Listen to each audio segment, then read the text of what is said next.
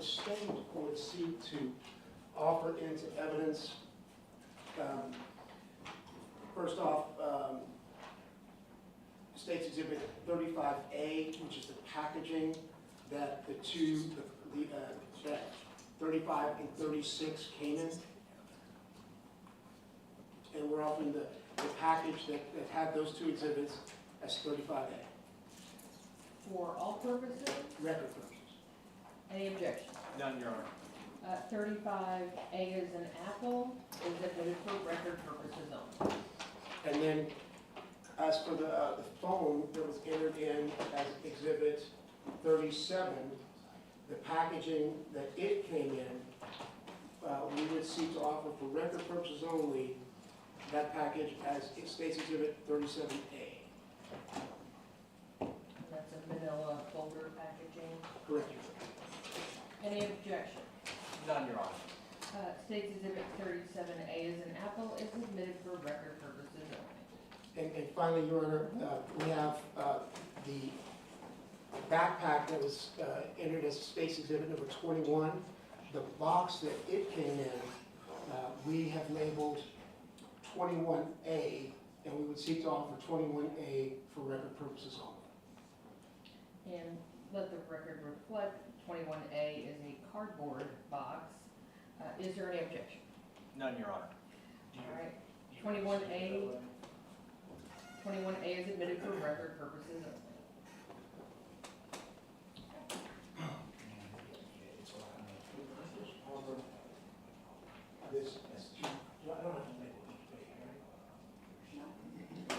Now, do you want to staple it? That would be the, do you want to staple it now? You could see staple exhibit 40 with 5 pages. Yeah, each of the texts has the date and the time, so they get kind of jumbled. Yeah, it's a packet. Yeah. Oh, I just made that up. I made that number. It was 38, yes. 38. Oh, okay. 38 is the next one? Yes, Judge. Thank you.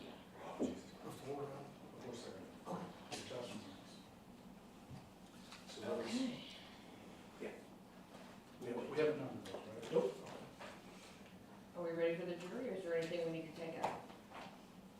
So, All right, Nothing we're from ready us. for the jury, thank you.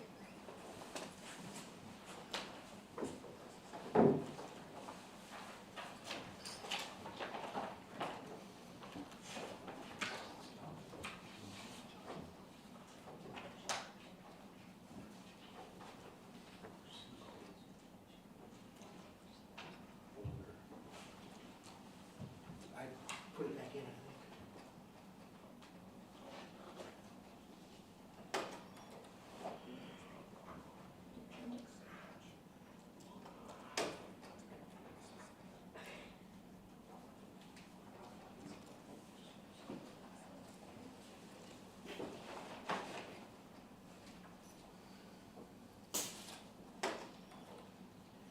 Judge, I've had a mint, so my throat is really fresh. I will take your word for it. Just wanted judicial notice. No objection.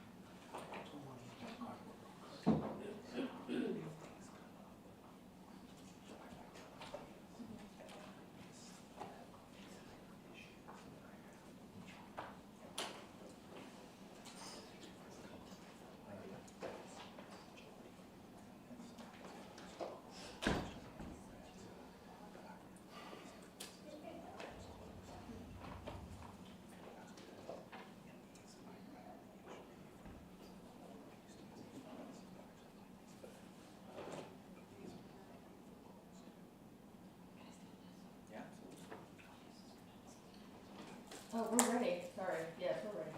All right. Sorry if we just found out that one of the cases was refused for discretionary purposes.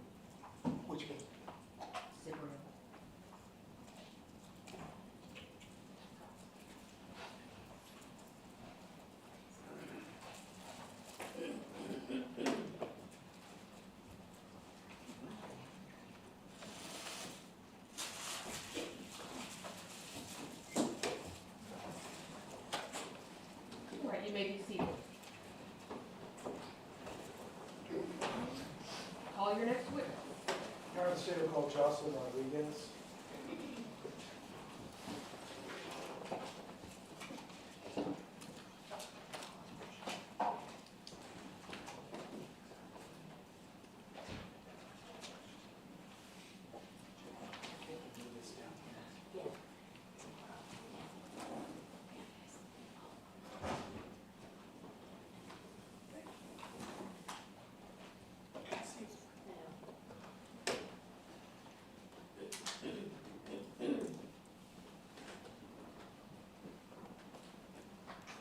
Good afternoon. If you would please stop and raise your right hand. Do you solemnly swear or affirm that the testimony you're about to give will be the truth, the whole truth, and nothing but the truth, so help you God? Yes. You may be seated. Thank you. Good afternoon. Good afternoon. Could you please state your name and spell it for the court reporter? Jocelyn Rodriguez, Jocelyn.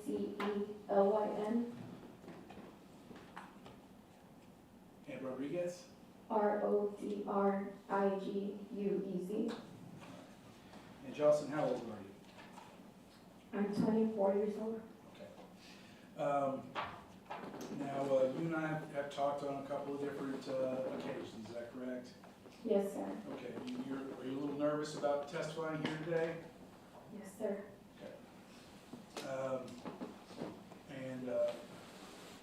I know this is going to be, there's going to be some sensitive things that we have to talk about.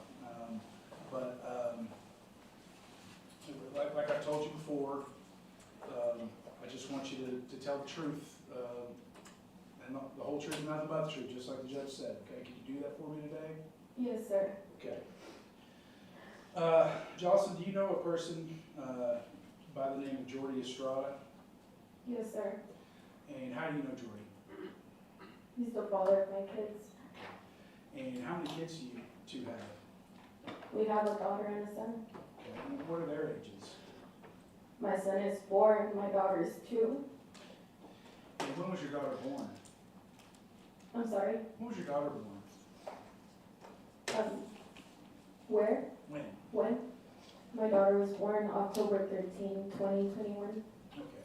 So just a couple of months before this all happened, correct? Yes, sir.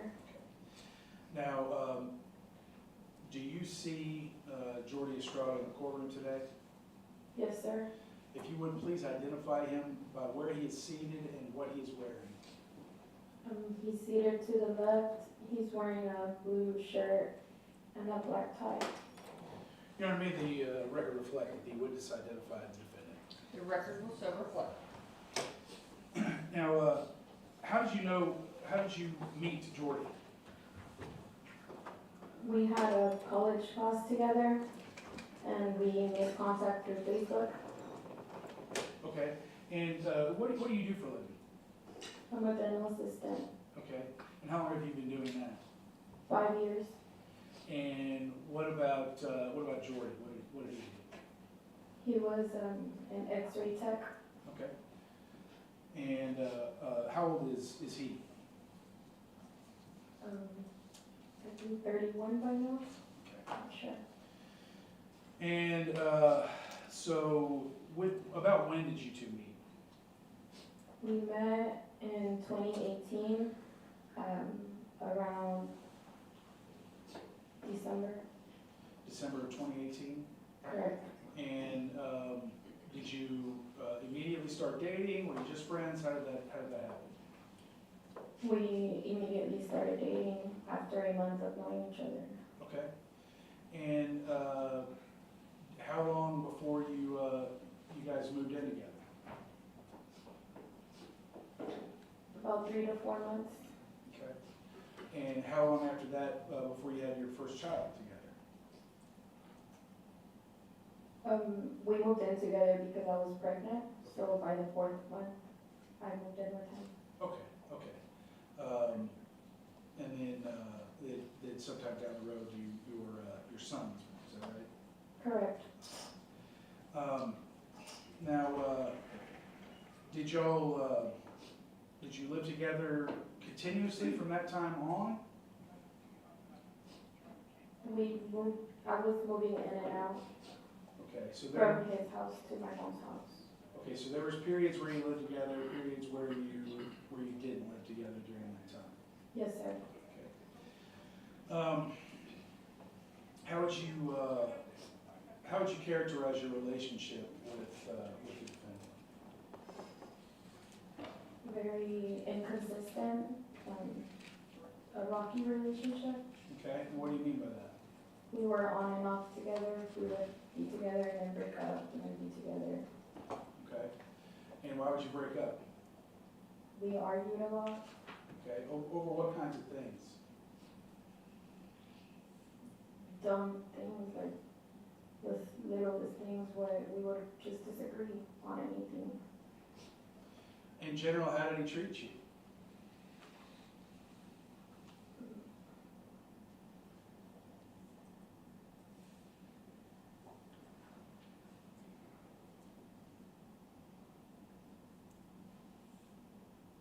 Or did it just depend on the day?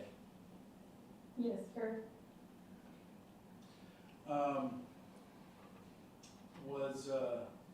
Was he a jealous person? Yes, sir. Okay, can you tell me a little bit about that?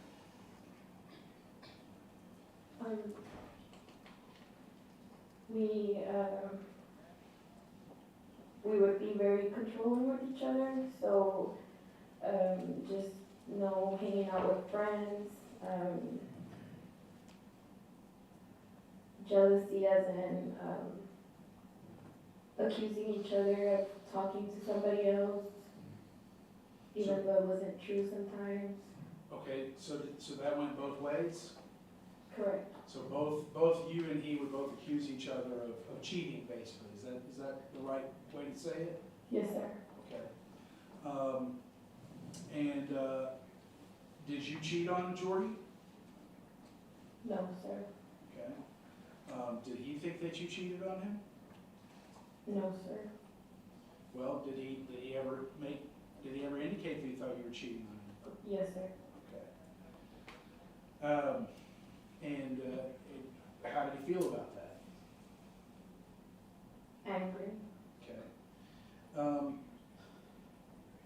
How would you describe Jordy in terms of his temperament? How would you describe his temperament? When there was situations that he'd be very impatient, so there were situations where we would get a little bit upset easily over small things. Okay. You're saying we, so both of you would get upset over small things?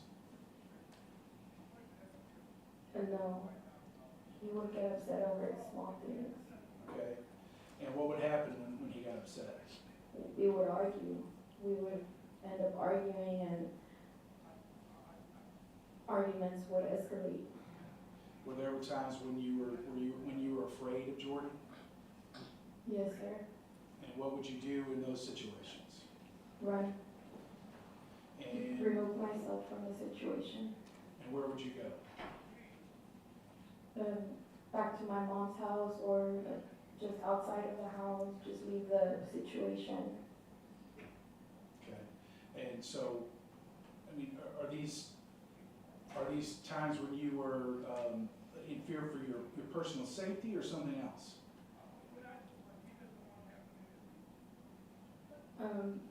My safety, because I grew up in an abusive home with my parents. They would always argue. So anytime he would raise his voice at me, I feel that my childhood trauma would come in place, and I would run away, because that's what I grew up seeing with my parents, and it would trigger me. And is this something that happened a few times or a lot of times? It happened often, a lot of times. That you would be fearful of Jordan? Yes.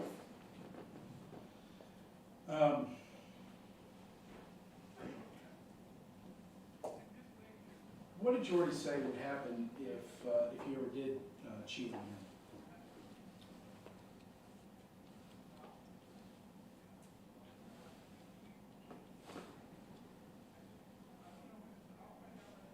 That he would hurt me.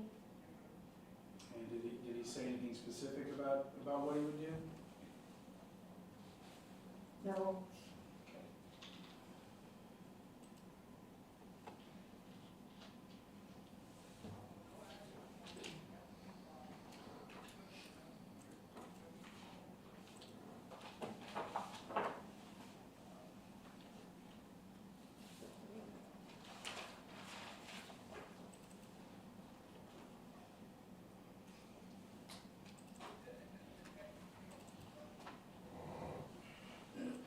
I may approach. You may.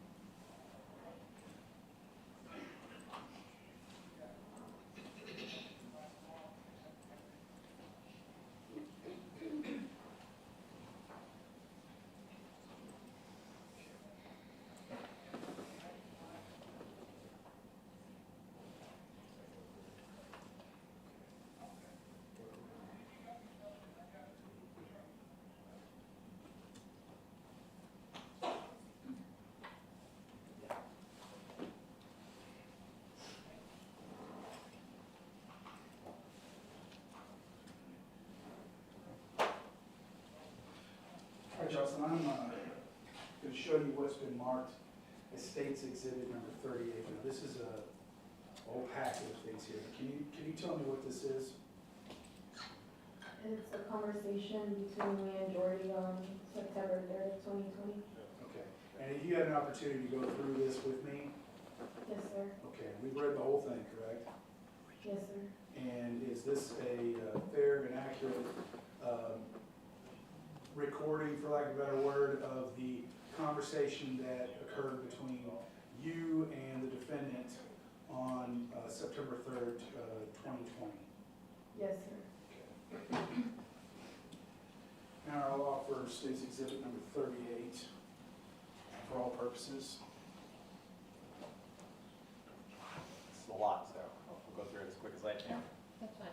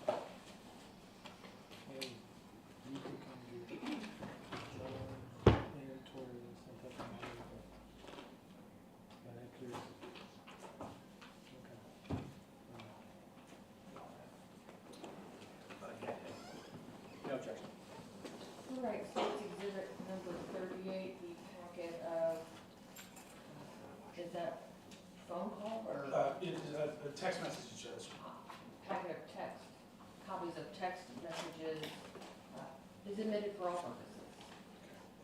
Now, Jocelyn, I'm gonna go through these with you, okay? And there's a lot of pages on here, but it's pretty much like 3 sentences per page, right? Because it's just various texts back and forth between you and Mr. Estrada, is that correct? Yes, sir. Okay, so let's go through these here. Now, I'm just gonna read these, and then as I do, we will stop and talk so we can get some clarification about some of the things that we talk about, okay? Yes, sir. Okay.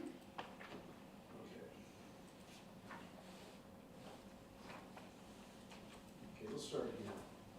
Okay, so, just so we can get our bearings here. As far as it goes. Okay, over here in the green, we can see that is from 469-336-0844. Whose number is that? That's my phone number. Okay, and these are two 469-855-3769. And whose number is that? That was Gertie's phone number. Okay, and you had it in your phone as baby case, is that correct? Yes, sir. Okay, and so then these, we can see that these ones on, that are in green, those are from you to Jordy. The ones in blue are gonna be from Jordy to you, correct? Correct. All right.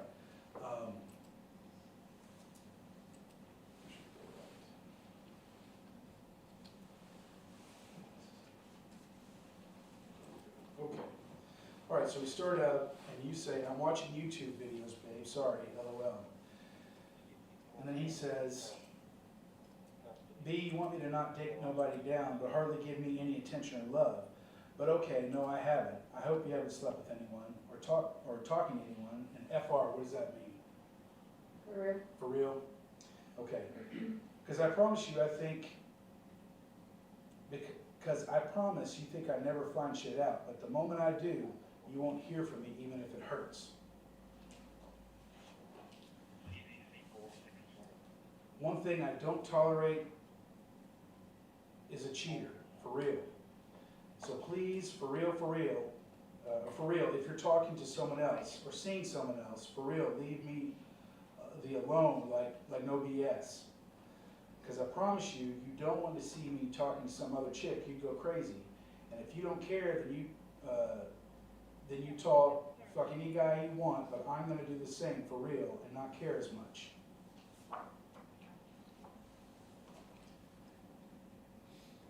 For real, because since the person told me you were talking to someone, they knew, man, that shit won't get off my head, especially when you don't respond or act all hard. For real, it trips me out. Because I be wanting to think I'm loyal, and look, I just don't have proof, and that's the thing right now. But if I get proof, I'm done for real with you.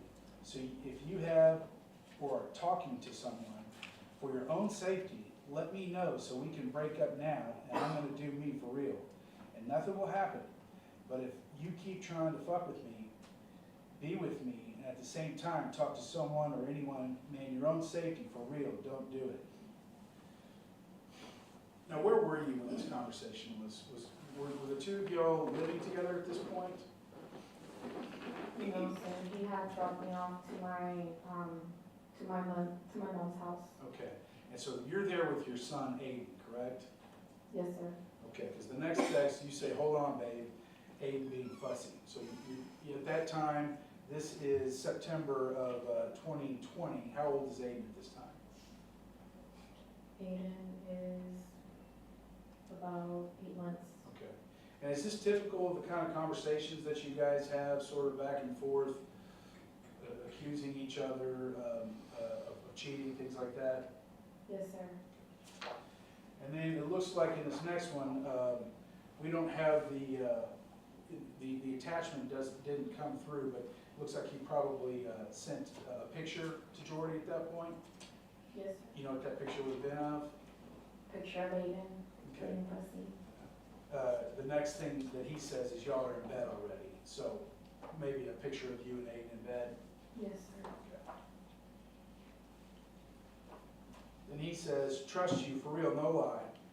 I hope you ain't doing shit for real. I trust you. And then you say, I'm just tired of you accusing me, Jordy. And he says, dude. And you reply, I'm not doing shit, dude, or talking to no guy. Like, I don't know what the hell you heard, but you heard wrong, and you won't ever get proof of whatever it is you heard, because it's not true. And he says, you accuse me way worse. You trip when I take 5 minutes long, but all right. So again, these were things that kind of happened back and forth between the two of them. Is Yes, that right? And you say, not even, dude. You take long to reply too, Jordy. And he says, I'm not, or I never take long. If anything, I reply way quicker than you do. And you say, okay, Jordy. He says, it's you that takes years, and you make me feel so, so unloved. You make me feel so like an option. And you say, I'm not even making you feel unloved, and if I am, I'm sorry.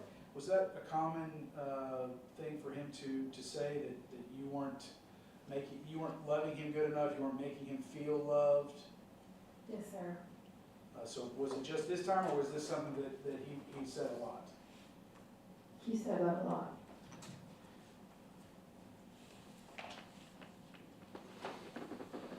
And was this specifically, I mean, when he's saying that, a lot of times was this in reference to your sexual life, him thinking that you weren't necessarily maybe giving him sex all the time when he wanted it? That and my attitude. Because that's how this conversation started, wasn't it? That he wanted you to come back over to his house because he wanted to have sex with you. Is that Yes. right? Yes, sir. Okay, and he says, and I'm glad I wanted to find anything like for real, because if I did, I'd be devastated, no lie. He said, don't worry, babe, I'm not doing nothing. Just you should learn to love me way more and not just say it, but commit to it. And all right. You say, Aiden's cuddling with my arms, babe. He's like hugging me while trying to fall asleep, LOL. And then you send another picture, presumably, of you and Aiden again. He says, because I know the truth. Some days flies out in the light, and the moment it does, I don't know, for real. Knowing how crazy I can be, I don't know. Then he says, cute, babe, cherish that. And that would be in reference to the photograph that you sent, correct? Yes. And he says, only happens once. And then you said, babe, would you kill me? LMAO, why did you say that? Why did you ask him that, babe, would you kill me? Because he said something about being crazy, the previous message, that he would go crazy. Okay, because he Because of a the few previous texts before, message. he talked about for your own safety, don't cheat, and then he said he'd go crazy. So you ask him, babe, would you kill me? LMAO. And he says, IDK, what does that stand for? I don't know. It stands for I don't know, right? Yes, sir. Yeah, okay. I don't know, dude, for real. You say, I feel like you'll pull a gun out on me. He says, no lie, I almost did that last time. He says, like, I don't know. If I found out with evidence you've talked to someone or cheated, I don't know, for real. I'd probably harm y'all, I don't know, to be honest. TBH means to be honest, right? And you reply, hell no, I know you're crazy. That's why I don't cheat, LMAO. And what do you mean you almost did? And he says, I just hope I never get there. You reply, like you almost did that to some other girl?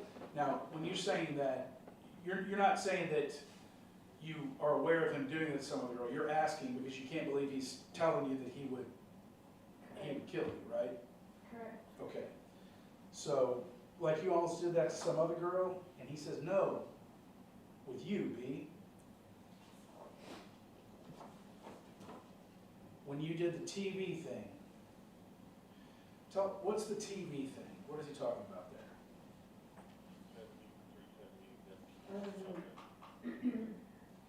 There was a bar called Last Call Lounge, and we would always go there, and it was like we wouldn't go together at the same time, so whoever beat each other there would be the one to go to party in there. So one night I went with my friends to Last Call, and I was in there with my friends, and I asked the bouncer not to let him in. And why not? Because we were arguing, we were on and off, so maybe we weren't together, I don't remember. Okay. But I asked him not to let him in, and the bouncer, he said okay. So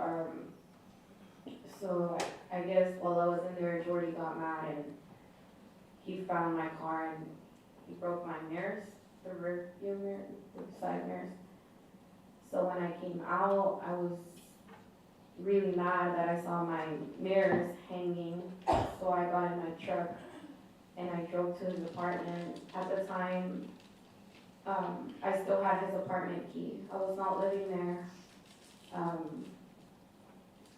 So I opened his apartment and I grabbed a mop and I hit his TV Okay. and I you broke did, it. you broke his TV. Yes, Okay. So, fair to say that this was a tumultuous relationship between the two of you? yes.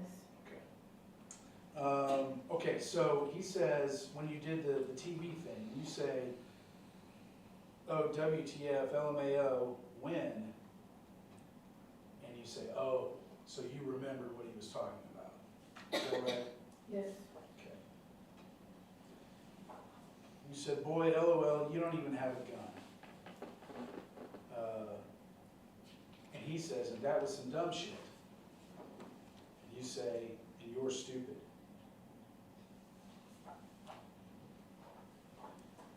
And you say, imagine if you cheat or something, I don't know. And you said, because you can kill me, but the one you're going to hurt is yourself and Aiden. He replies, a gun I can get easily.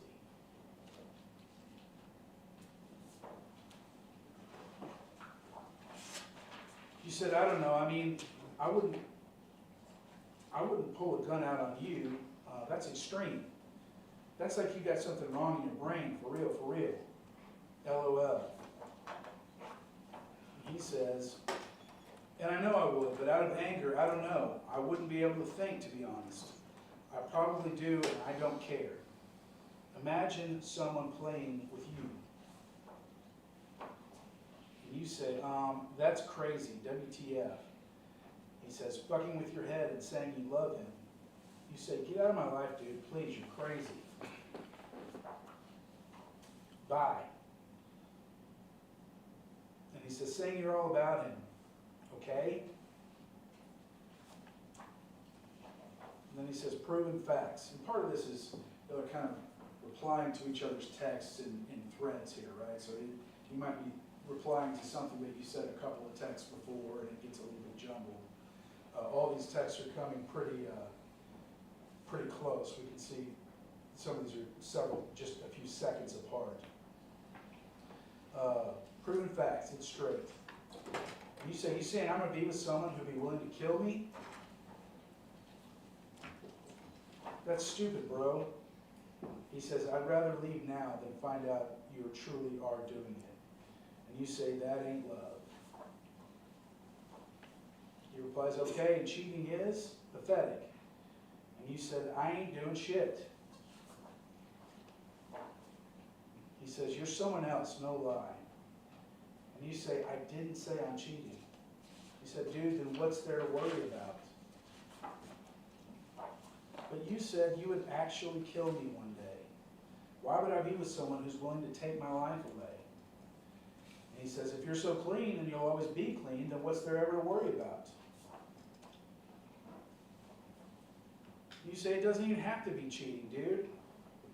Did you not hear yourself over a damn TV?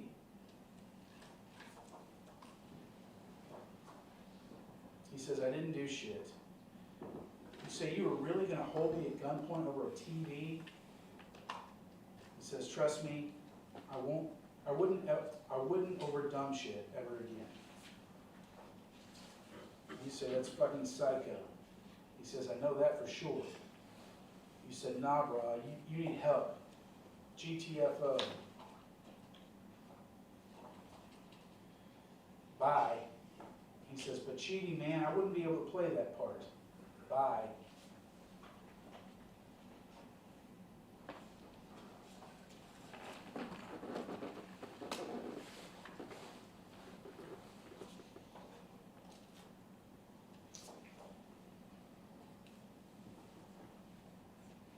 Okay, so the last one was at 9:41 p.m. And this next one indicates that it's at 10:02. Wow, so you're really not gonna try to message me at all. That's why we should be done. The effort just ain't there anymore. And he says, dude, you blocked me? And to top it off, you pretty much are saying you're cheating. My messages aren't sending.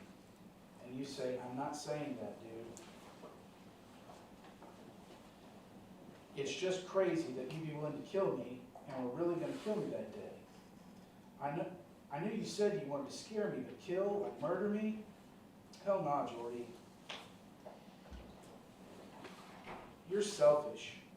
Why take my life away, huh? Take yours away, if anything, dude. My life is valuable. Aiden would not be okay without a mom. You're pathetic, a loser. He says I wouldn't have done it.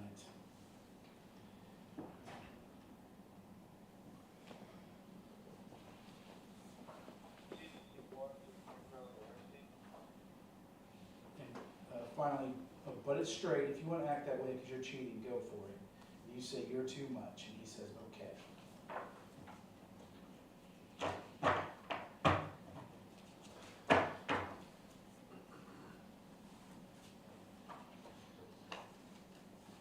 Now, is that typical of the kind of conversations that you had with Jordy over the years? Yes, sir. I'm not saying it was always like that, but that was something that was constantly a part of the relationship. Yes.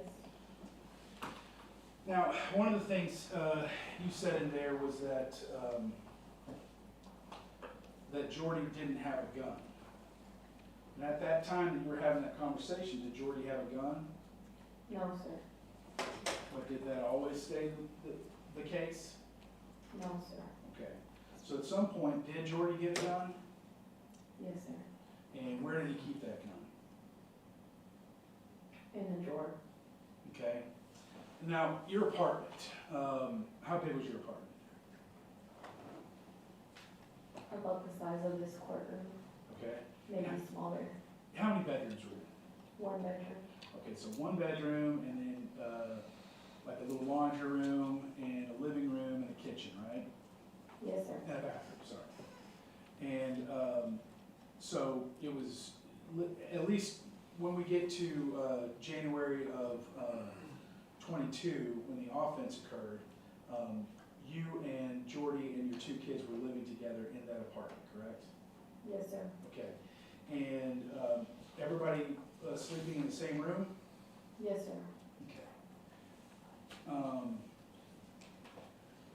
And so, did Jordy just keep his gun out laying around? No, yeah, it didn't have in the drawer. Okay. In a drawer so that the kids wouldn't be able to see it and play with Correct. it. And how long, and as of January 22, how long have you guys been living together?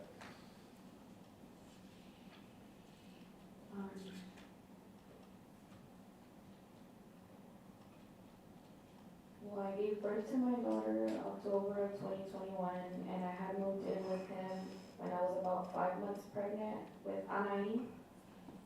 So around May of 2021, I had just moved back into the apartment with him.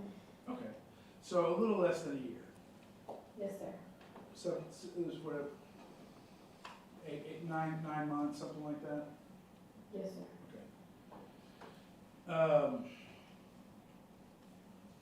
And were you working at the time? No, sir. And was Jordy working at the time? Yes, sir. Okay. And he was doing the x-ray tech stuff, is that correct? Yes. Okay. And had he been in school? Not at the moment, not at the time. He was already done with school. Correct. But how long before that had he graduated? When I met him, he was already an X-ray tech. Okay, all right.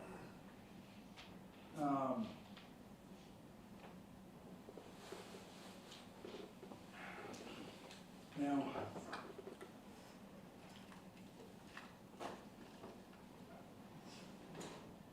I'm gonna apologize in advance here, Jocelyn, because I'm gonna have to ask you some very personal questions, okay? And I appreciate that it's not easy to answer the questions, but like we talked about before, this is where we are, and this is what we have to do, okay? Yes, sir. Was there talk between you and Jordy of bringing other people into your bed with you? Yes.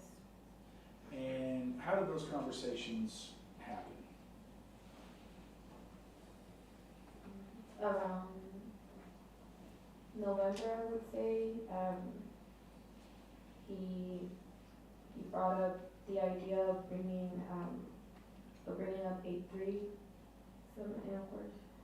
Okay. So he brought up the idea of a threesome, Yes. and did he talk about whether he wanted that to be with a girl or a guy? He did. He said he wanted it to be with a guy. Okay. And so, would this be, when was this, when did y'all talk about this? It was brought up while we would have sexual intercourse. The conversation would come up during the time. Okay. So you'd be having sex and he would talk about wanting to see you with another guy? Yes, sir. Okay. And did he specify who he wanted to see you with, or was it just a general fantasy? Initially, it was a general fantasy, but when the conversation kept being brought up, he chose that person to be Octavio. Okay. And when you say Octavio, you're talking about Octavio Velasquez? Correct. Okay. And what did you guys call Octavio? We called him Tabito. Tabito. Okay. And how long had you known Tabito?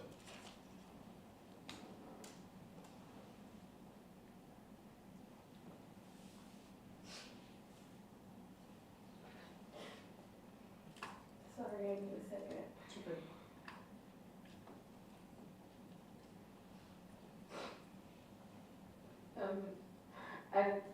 I met him in 2018 when I met Jordy, or 2019 more, when we were a little bit deeper into our relationship. So I would say beginning of 2019. And what was Tabito's relationship with Jordy? They were like brothers. And did they spend a lot of time together? Yes, sir. And did you, as a result, did you spend a lot of time with Tabito? Yes, sir. And what was Tabito like?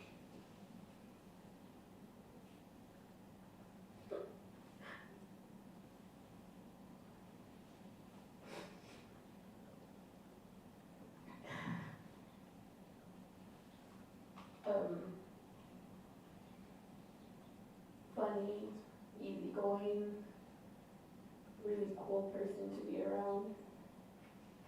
Nice. And how would you describe his temperament?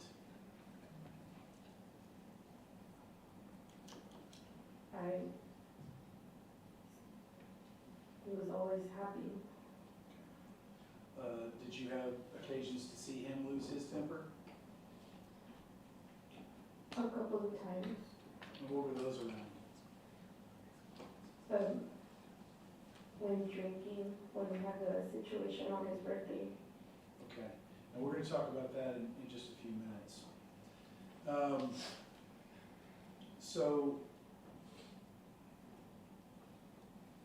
it was put to you by Jordy that he wanted to have this experience and he wanted Tabito to be the person that, what was the thing that was initially requested? Was that all three of you be together at once? Initially, yes, all three of us. And so was this something that you talked about one time or many times? Many times. And do you know if the defendant ever spoke to Tabito about it? Yes, sir. And do you know what that conversation was? Not exactly. Did No, sir. Did Jordy ever tell you that he talked to Tabito about it? Yes, sir. And what did he say about those conversations? He just told me that he was in agreement with it and that he was going to keep it between us. Okay, because he didn't want anybody else to know. Correct. Jordy didn't want anybody else to know. Correct. So, when did anything ever happen with you and Tabito?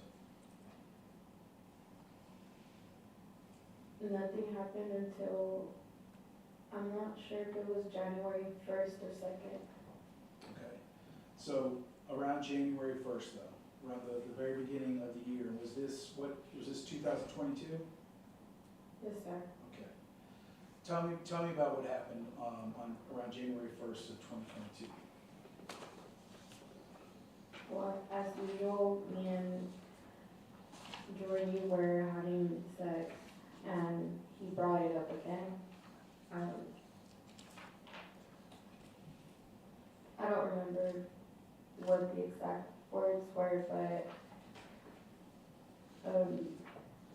when it came down to doing it, he ended up saying that he didn't want to do a threesome. He wanted me to sleep with Tabito and then come back and sleep with him.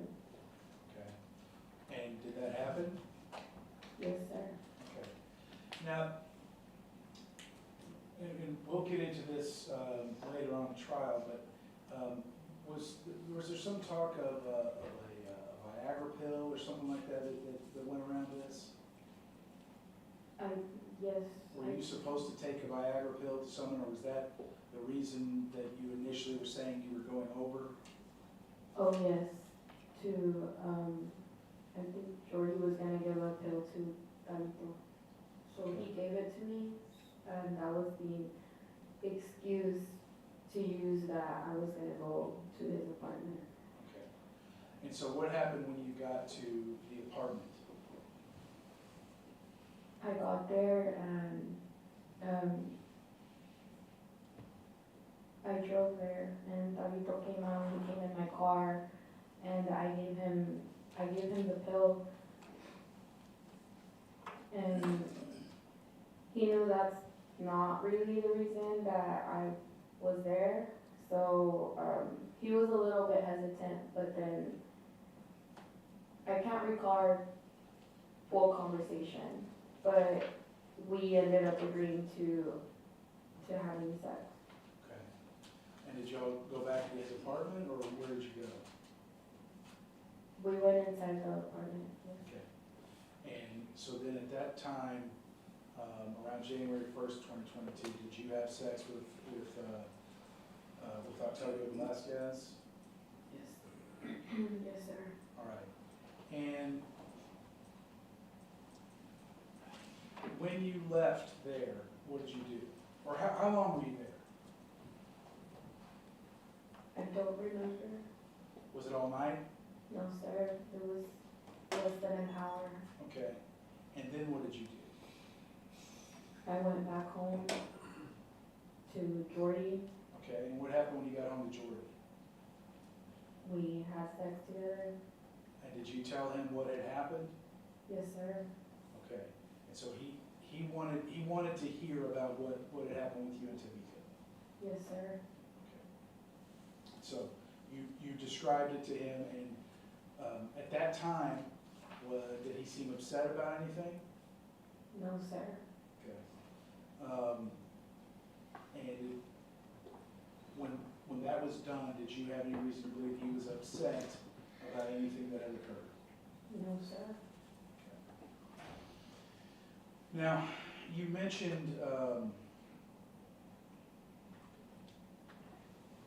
the party, Tavi's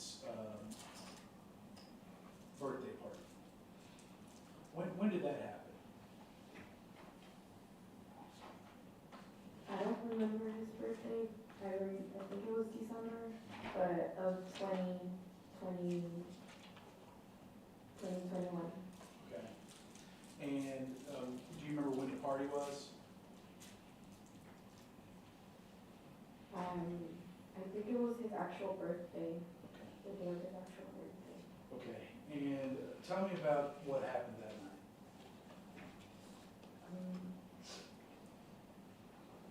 Tabito had, he rented a rental car, and it was a group of friends that were planning to go out to a club. So I had two of my friends with me. Both of their names are Daisy. And Two girls named Daisy. yes, correct. And it was me and Jordy at my apartment. So Davido came to pick us up in the rental. And we went back to Davido's apartment. When we got to Davido's apartment, we were drinking, just getting the night started before we headed out. And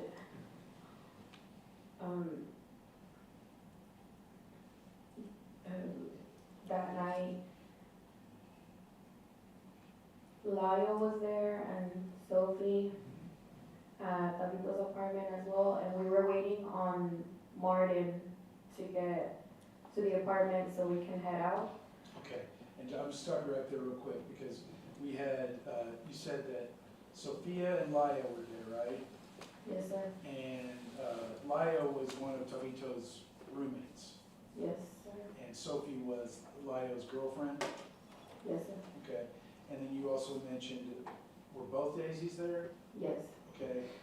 And you also mentioned Martin. That's Martin Trevino, right? Yes, sir. And Martin was also roommates with Tabito and Laya. Yes, sir. Is that right? Okay. So everybody's over there because it's Tabito's birthday, and where were y'all gonna go that night? I don't remember the name of the club, but it was in Deep Ellum, I think. Okay. And so everybody's waiting on Martin to get ready. Yes, sir. And what happened? We have been waiting for a long time. We were waiting for Martin to get home. He wasn't getting home. And then he finally got home. And he still had to take a shower. So we were waiting a long time. And me and Jordy had asked for his parents to watch our kids. So we didn't have much time to be out that night. So we were kind of in a rush a little bit. And we were all sitting in a table. And I remember I was sitting here, Davito was right here, and Lyle and Sophie were on the other side of the table. And it had already been a long time, we were still waiting. We were all getting a little frustrated. Jordy got frustrated, he was ready to go.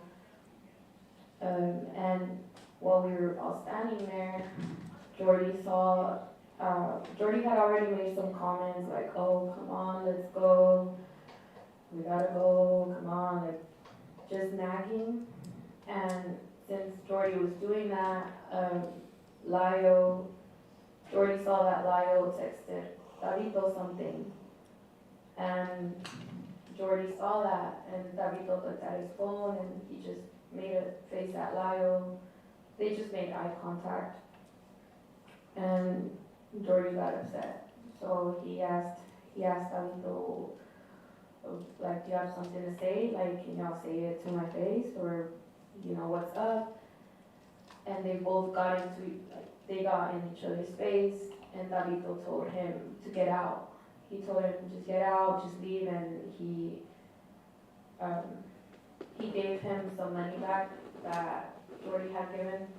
Davido gave Jordy some money back that Jordy had initially gave Davido. He's like, here, take your money and just go.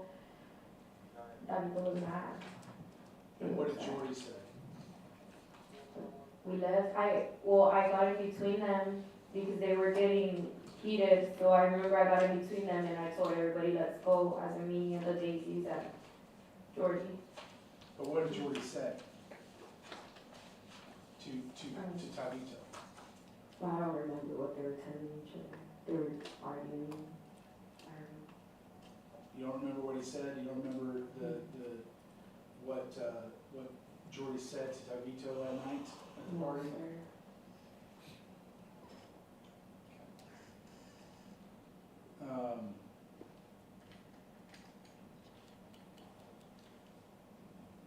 But it's safe to say that they were both angry at each other.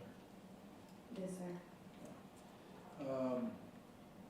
And then y'all did not end up going out with Tabito that night for his birthday. No, sir.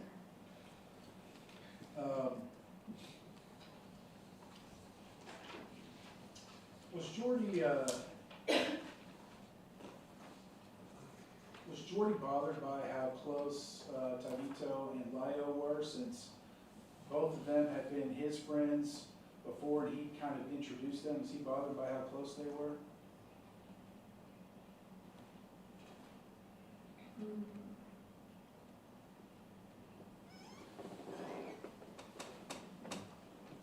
Yes. I feel that there were conversations where we would have that Jordy would say, those were my friends first, or something like that. Okay, those were my friends first. Why is Something like that. why is Lio hanging out with Tavi when Lio's supposed to be my friend and he wouldn't even know Tavi if he weren't for me, that sort of thing? Yes.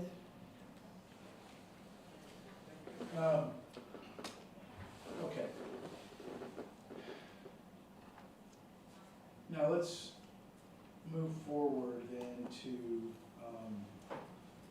January 22nd and 23rd of 2022. The night and the morning of the offense. What were y'all doing on the 22nd, the night before? We were gathered in a group of friends. We went to a bar named Lucino. Okay. And this was on Saturday night, right? Yes, sir. Okay. And so, what'd y'all do? Who first of all, who all was there? It was me, Daisy Alvarez, Jordy's cousin Alejandra, Jordy, and Tabito. Okay. And what was everybody doing? We were drinking at my apartment. Everybody was, and then we headed to Lucino all together. Okay. And how long did y'all stay there?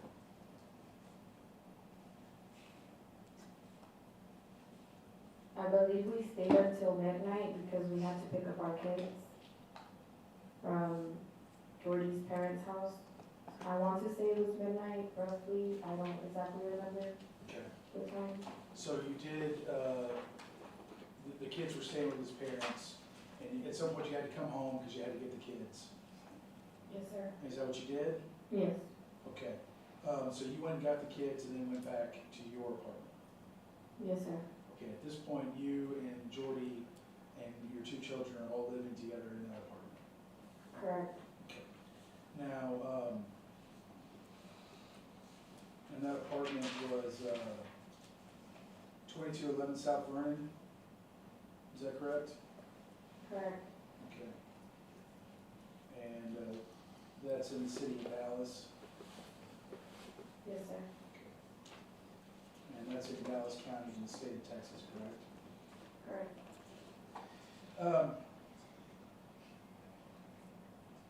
So I want to be clear on the timeline here. The time that you had gone over to Tabito's apartment and slept with him there, that was somewhere around January 1st of 2022, correct? Yes, sir. Okay, and this is 23 days later, correct? Correct. All right. Now, and I apologize, I didn't go over this with you a moment ago, but in the intervening time, in between those two times, was there another time that someone else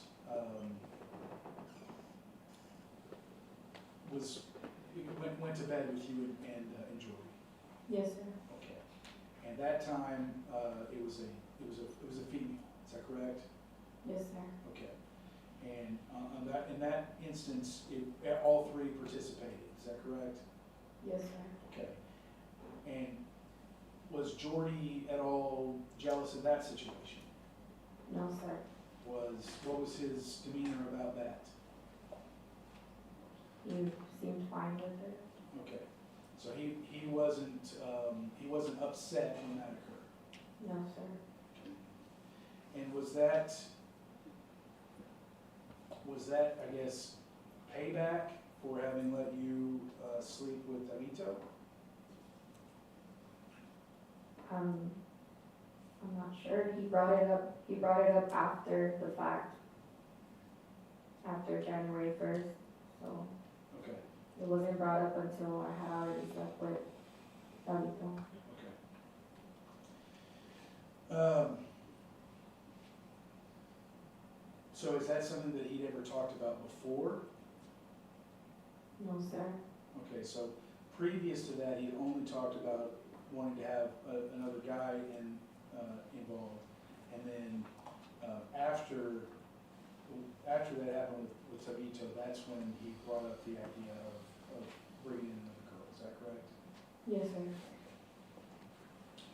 Okay, so you said that on the 22nd there, January, that night, y'all went out.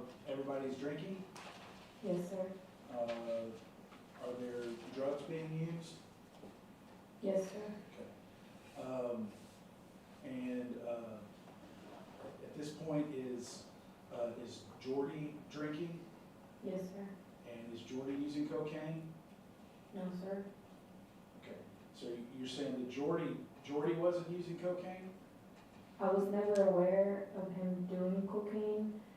I was always told he didn't do it. He would go to the restroom with his friends and he would tell me that he didn't do it. He just did it to look cool. But That's what I was always told, did you know Jordy to have cocaine though? to sell. Okay, so you say he sold it, but he didn't. He You never don't did think it he in front used of me, he never, Never in front of you, correct. but he would, when other guys were going to the bathroom to use cocaine, he would go with them? Yes, sir. Okay. So, who all, did just the two of you go back to your apartment, or who was back at the apartment? Me, Jordy, and Tabito drove in my car back to the apartment, and Daisy Alvarez got a ride from Jordy's friend Flavio back to my apartment. But Flavio left right away. He was really not there. So it was me, Tabito, Daisy Alvarez, and Jordy at my apartment. Lyle and Sophie got there a couple hours later. Okay. And were your kids there at the time? They were in the bedroom asleep. So did y'all go get them on the way, or did the parents bring Yes. them? Or? So we stopped to pick up my kids, and then we went to the apartment and took the kids to bed. What time do you think that you got to the apartment? I would say around 1 a.m. And then you say Lyle and Sophie arrived a little bit later? Yes, sir. And how late did y'all stay up? We stayed up all night until 6 a.m. And then what happened?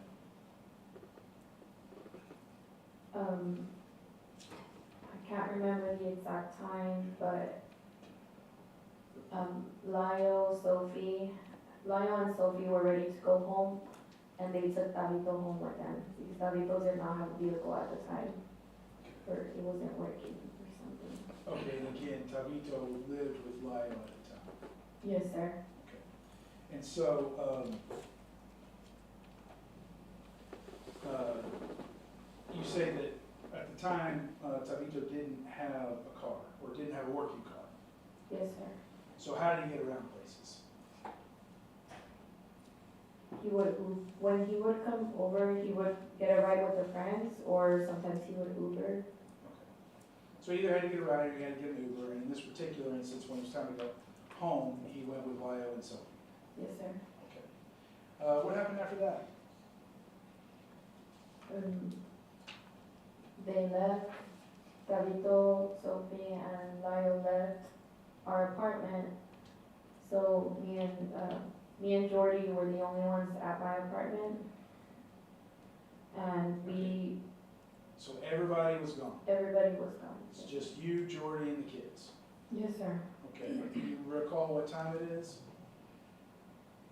Around 6 a.m. Okay. Tell me what happens. Me and Jordy are getting ready to go to sleep, and we get in bed and we started having sex. And the conversation came up again about bringing Tabitha into the bedroom. And who started the conversation? Me, So this time it was your idea. yes. And what was his reaction to it?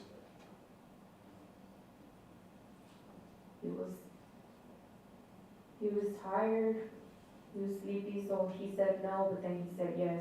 Well, let me call him or text him. I don't remember if he called or texted him. Okay. And what happened next? From what I knew, they were texting each other. I don't know what they were texting each other, but he said that he was gonna be on his, that Tabitha was gonna be on his way. And then, he ended up saying it was too late. He didn't want him to come anymore, but he was already on his way. So did Tavi end up coming to the apartment that morning? Yes. Now, what was, at the time that Tavi arrived, because again, he came by Uber or Lyft or some ride service, correct? Yes. What was Jordy's demeanor at that point? He was already tired and frustrated. He was just like, just get it over with. He was sleepy. Okay, so what happened? I remember, I heard a knock on my door. And Jordy told me to just go open the door. And I asked him if he was sure. And he said yes.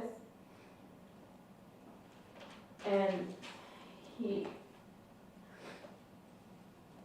I told him if he was gonna be there.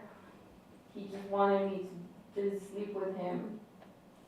So I slept with David in couch in the living room, and Jordy stayed in the bedroom. So, and it's, yeah, like you said, it's a small apartment, right? Okay, so the living room area is just on the other side of the door from the bedroom, correct? Yes, sir. So, you and Tavi slept together, on the couch there in the living room? Yes, sir.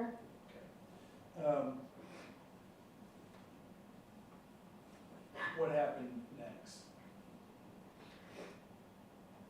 I remember, me and Tabito were done, and he left. I think Jordy texted me, he said, yeah, meaning like, come on, like, that's it, I guess you could say. So I walked Tabito to the door, he left. I closed my door. Door to the outside? Yes, sir. Okay. And I walked into the bedroom with Jordy. And what did you think was gonna happen when you went back into the bedroom? I thought we were gonna go to sleep. Okay. And what happened when you walked back into the bedroom? Jordy was upset. I tried to calm him down. I was confused because this had already happened and he was mad. And I remember telling him to just calm down and go to sleep. And he got up and he started throwing my clothes at me out of the closet, and he told me to get out. Now, let me ask you this, because I just want to be clear. At this point, Tabito has exited the apartment. Is that correct? Yes, sir. So he is not inside your residence at all? No. And did you know where he had gone at that point? I thought he had gone home already. Okay. And so, did this, I guess, catch you by surprise, the way that Jordy was reacting? Yes, sir. So, he's throwing your clothes at you. What happened next? I started freaking out because he was mad, and I was looking for my car keys and I couldn't find them. So what did you do? I took off running. Where did you go? Out my front door. And so you went out the front door, you didn't have your keys, because you couldn't find them. Where were you planning on going? I don't even know, anytime we got in an argument, I'll try to get out of the situation, so I just ran. I don't even know where I was gonna run to. You just knew you had to get away from Jordy. Yes, sir. So you went out the front door, is that right? Yes, sir. And when you got out there, what did you see?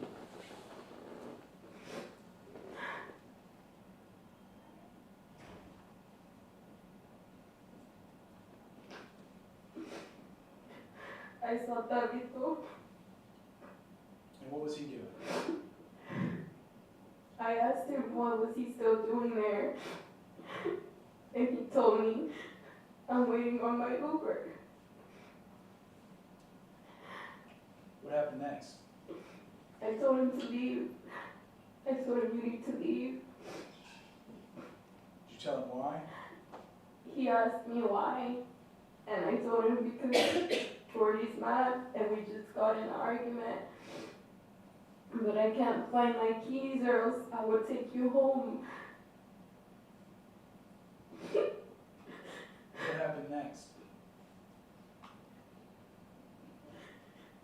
While I was telling him that, I heard my front door open.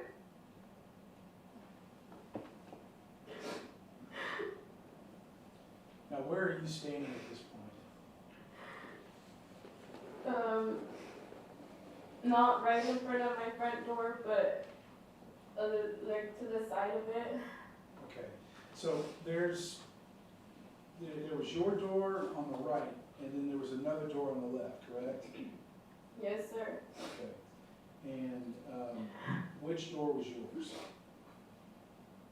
The one on the left, The left, or was it the one, if the you're one on looking the at? right. If you're looking at it, the one on the right. Okay, right, yeah, I can see if you're coming out the door, it'd be on the left, but if you're looking at it, it'd be the one on the right. Yes, sir. And so where were you standing? There's like a couple of steps.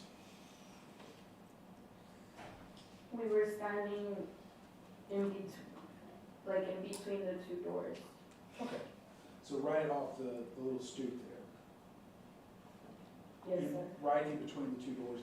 And those two doors are basically butted up against each other. Correct. So you're standing basically right outside your doorway. Where is Tavi standing?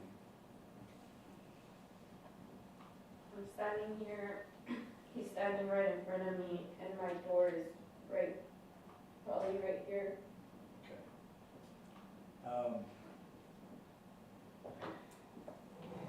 Here on the approach. Maybe.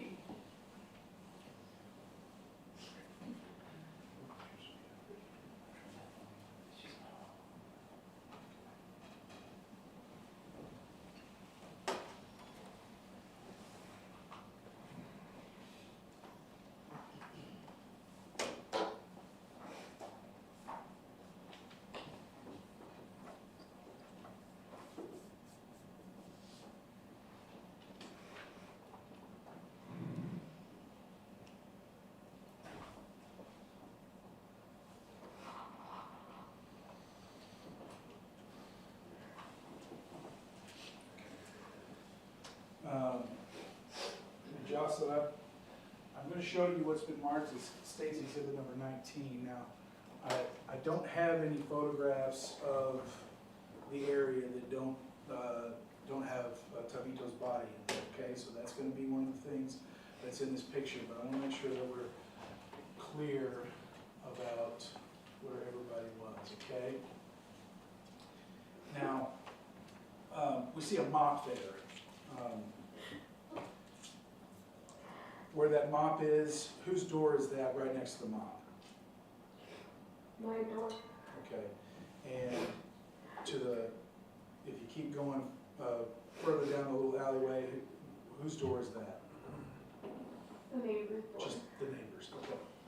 Now, you said that you were standing in front of, kind of right in between the doors, so from the way it looks here on this picture, it looks like, you know, we have this long parking line there. Where are you in relation to that parking line? That has to be too close. We must have been in front of the neighbor's door, because Okay. I remember when I turned around, it was a longer of a distance, so we Okay. weren't in between the two doors. Okay, so you think you were further in front of the other door? Yes, sir. Okay, so you're Not on the stairs. not on the stairs, you're on the ground, on the pavement down there, and you're in front of the neighbor's door, is that right? Yes, sir. Okay, now which way are you facing? Are you facing towards that back wall, or are you facing more in the direction of the interior of the courtyard there? I'm facing the car. You're facing the car. So was the car next to you, or was the car in front of you? In front of me. Okay, so we can place you right in this kind of area here where we've got the apartment door and then the car, which the car was there, correct, when all this occurred? Yes, sir. Okay, and that's just a neighbor's car, right? Okay. Yes, sir. And where was Tommy? Right in front of me. Okay, so was he in front of the vehicle, or was he over here, closer to where he is laying there? He was right in front of me. Right in front of the vehicle. I was facing the vehicle and he was facing me. Okay, so he's in front of the vehicle, he's here. We were like by the tire. We were facing each other. Okay, all right. We were right in front of each other. Okay, so he hasn't gone in between the vehicle yet. No, Okay, so you're standing there, and then what happens?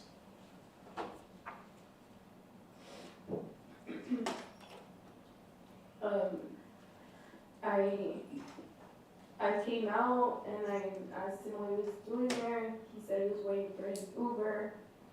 I told him to leave. He said why, and then told him Jordy's mad. Let's go. We both need to go. I would take you home, but I don't have my keys. And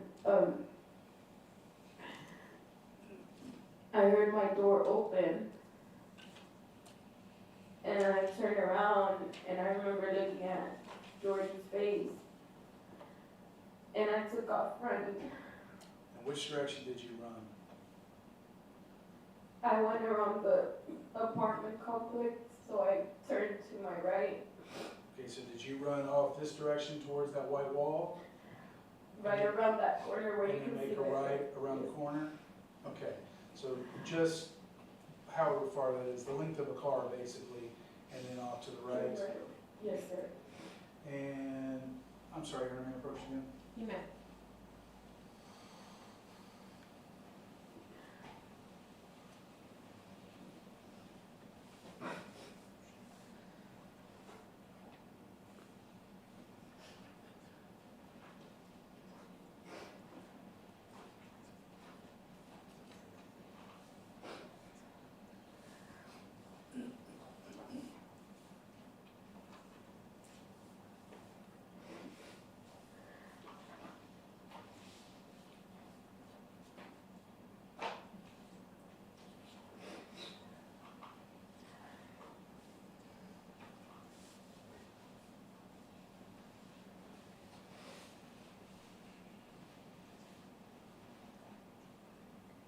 Okay, we're gonna look here at State's Exhibit number 8. Okay, so this is, is this your building Yes, that we're looking at? And we can see here in the courtyard that there's this, I guess that's a air conditioning unit, something like that, right there, across from your apartment. yes, Okay. And then, so you came out running this direction and then went off around the building, is that right? yes, sir. Okay, and there's like a parking lot on the other side, and is that where the entrance to the apartments is right on the other side of this building? There's multiple entrances, but that's the main entrance. Okay. It's like a big, main approach. You may.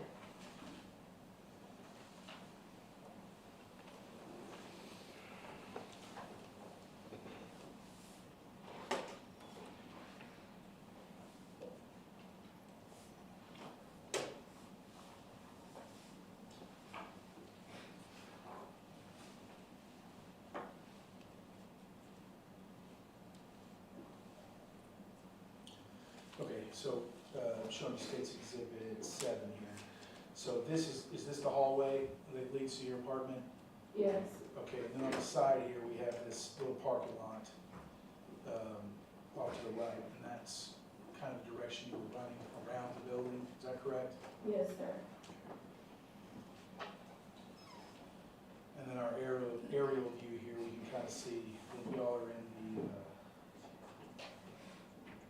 in this third building where the little pin drop is, correct? Yes, Because this right here is gonna be that big AC unit that we saw in the picture. Okay, so you say that, or you said that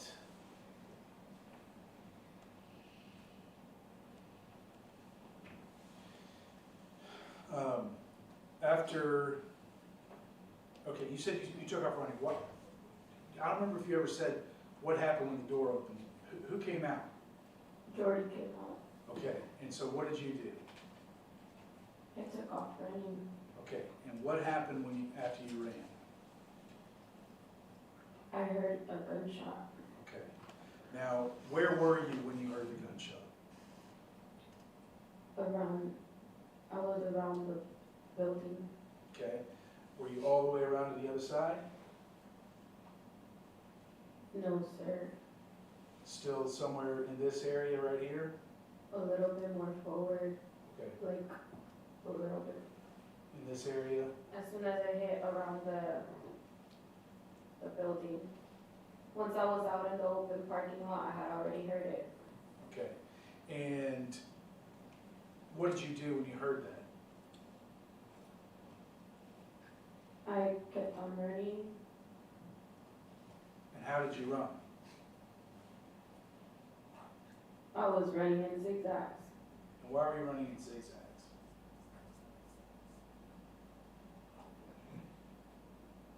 Because I heard a gunshot and I didn't know what was going on.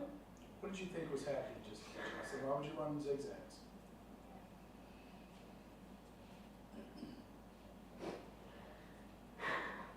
So I didn't know he was running behind me And why would you need to run in zigzags? because I heard the gunshot. Okay, so running in zigzags, what was that for? So I don't get shot. Okay, so you don't get shot. And who were you afraid was gonna shoot you? Jordy. All right, so,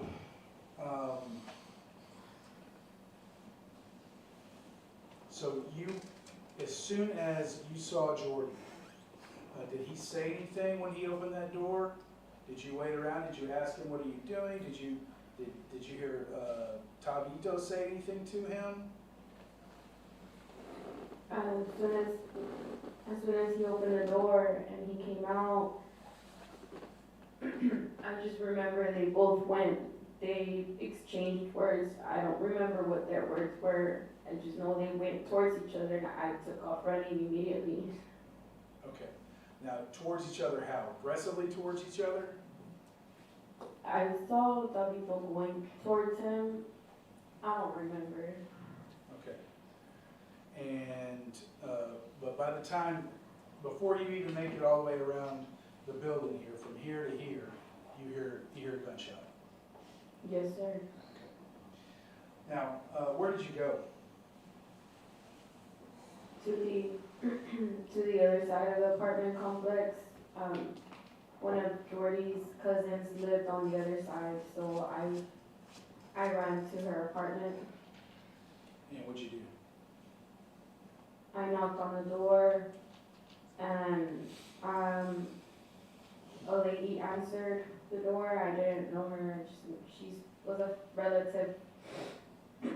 And I told her I had just gotten in an argument with Jordy, and if I could just sit down and calm down for a little bit. And while I was sitting there,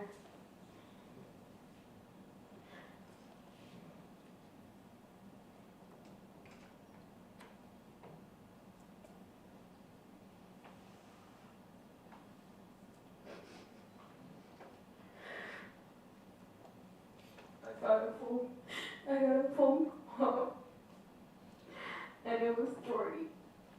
And what did he say? He was crying. He was crying, and I can tell he was in his car because we were always on the phone when he would be in his car. I heard the background noise. So I knew he was in his car. He was crying. And he was telling me to go get the kids. And I was confused. I didn't know what had happened. And then I remember telling him, "You shot him?" Or I think that's what I told him. And Jordy was crying. He said he was gonna go kill himself. And I was like, I hung up. There was multiple phone calls. We hung up and got back on the phone. We hung up and I ran back to the apartment complex. And the first thing I see is the body right in front of my apartment. And what did you do? I ran inside my apartment. What did you do when you got there? I called Jordy and I told him to come back, What did he say? that he was gonna kill himself. And I told him not to leave me there, to come back and call the police. So he did. So he came back. What did y'all do in the meantime? So I told him to come back so we could call the police. And I knew there were drugs in the apartment. So I asked him where the backpack was, where he kept his drugs. And he told me where it was. He told me to go grab it. And to go, I was like, I'm gonna go hide it. And I threw it behind a bush. And I ran back to the apartment. And he had a stash of money. And I don't know why, I wasn't in my right mind, and I grabbed the money and I threw it under a grill. I was freaking out. You want me to approach? You may.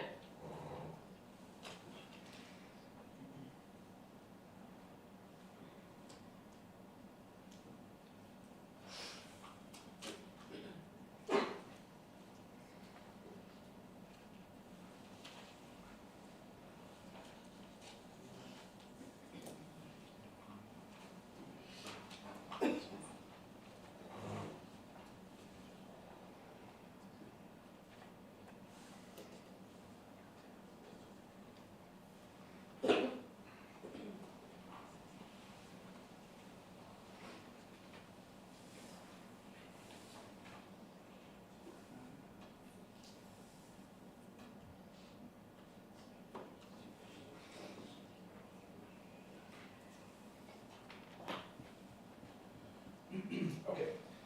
Johnson, I'm going to show you what's marked as State's Exhibit number 39. Now, do you recognize this? Yes, More text messages between you and Jordy? yes, sir. Okay. And these are dated, we can see here, the night of 1/22 and then the morning of 1/23. Is that correct? Yes, Okay. So are these the last texts that you guys sent that morning? yes, sir. You know, at this time, I'll offer State's Exhibit number 39 for all purposes. I'll tender to defense for any objections. Just a moment.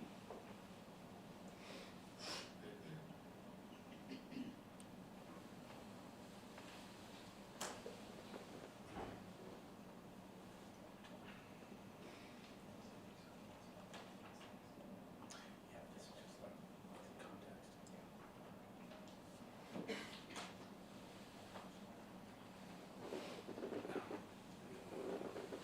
No objection, Your Honor. All right, State's Exhibit 39, the second packet of text messages is admitted for all purposes. Okay, so State's Exhibit number 39 is actually 2 pages, okay? It's just, like we said before, it's, I'm sorry, may I publish, Judge? You may. Okay, and the first page here, basically, we can see this last text message that is around 8:32 p.m. and it just says, we'll all pregame, then go out, babe. Yeah, when Allie and them leave. What was that conversation about? I'm sorry, can you read it one more time? I can't really Can read you it. see it? Oh, I'm sorry, I don't know why it's doing that on that screen there. It says, well, we'll all pregame, then go out, babe. Yeah, when Allie and them leave. Is it Allie? It's A-L-E, Oh, Oliver, his cousin. his cousin, okay. So what were we talking about there? I'm not sure, was that, That's What just the time night was before, that? was that, it was just, it was, it indicates it's like 8:30 PM, so was this just like the night before y'all are Oh, discussing going yes. out that night? Oh, yes. Okay. And then, okay, so then, after that point, y'all are together the whole night, right? Yes, sir. So you didn't really have any reason to be exchanging texts during the night when you're all together? Correct. Is that, I mean, is that correct? Yes, sir. Okay. All right, so then the next morning, we have 3 texts. And these texts begin at 7:13 a.m. And the first thing we see is Jordy saying, "Please answer me." And then that's at 7:13, 45 seconds. 7:13, 52 seconds, he says again, "Please." And then at 7:16, so just a few minutes later, he says, "Go get the kids." And I'm not sure, that last word, is that supposed to be please or? Yes, yes, sir. Okay. And I don't speak Spanish, so I'm not familiar with that word. I think it was a typo. Yeah, that's what I assumed. But again, I don't speak Spanish. Okay, so he is, or had he tried to call you before you actually picked up? Yes, sir. Okay, I was, talking with the lady that opened the door, so I didn't even see my phone. And then that's when I saw I had a missed call and my phone was going off. okay. So at 7:25, I'm sorry, at 7:13, yeah, you guys are not home. Is that safe to say? Yes, sir. And at 7:16, he is not at home because he's asking you to go get the kids. Does that sound correct? Yes, sir. Okay. And do you know where he went? No, sir.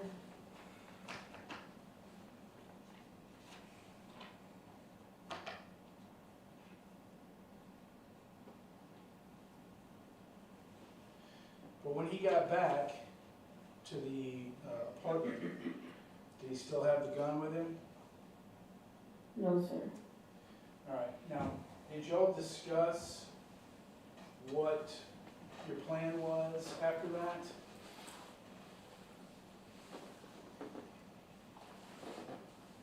We were, freaking out and,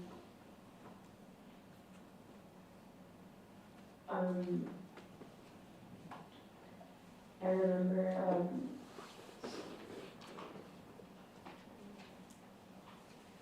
we didn't even know what to say, so we were just gonna say it was the Uber driver. Okay, so the plan was to say it was the Uber driver. I think so, I'm not sure. Now, did Jordy tell you what happened? No, but it was obvious what had happened. Was there any discussion between you two about what had happened? We were crying. It's a blur. There's a lot of things I don't remember. It was very traumatic.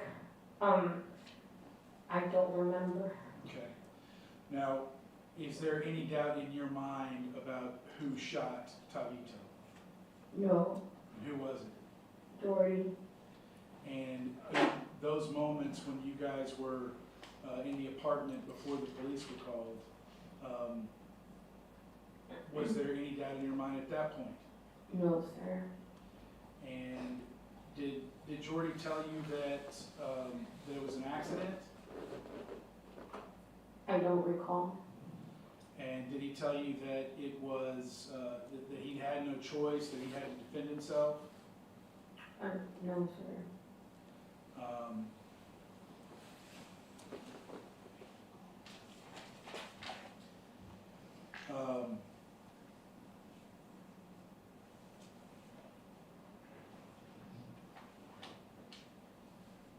But you knew you couldn't tell the police what really happened?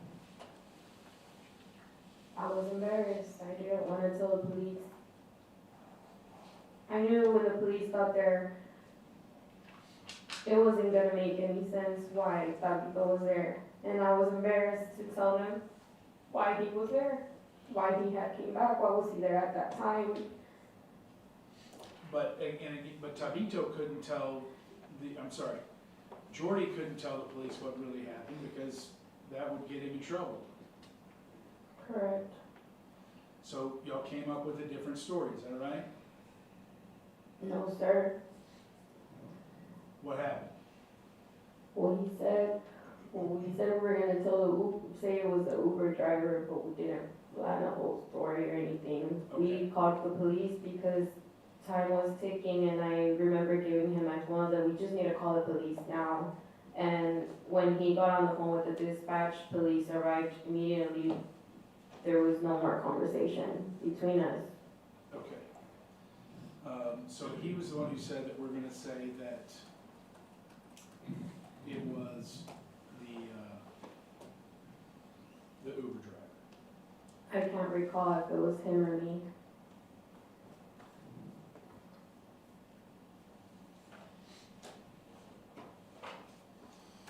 And then you said that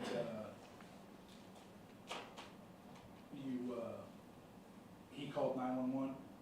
Yes, sir. You gave him your phone to call 911. Yes, sir. And were you there when he made that phone call? Yes, sir. Okay, so you heard the conversation that he had with the 911 operator. Yes. Army approach. You may.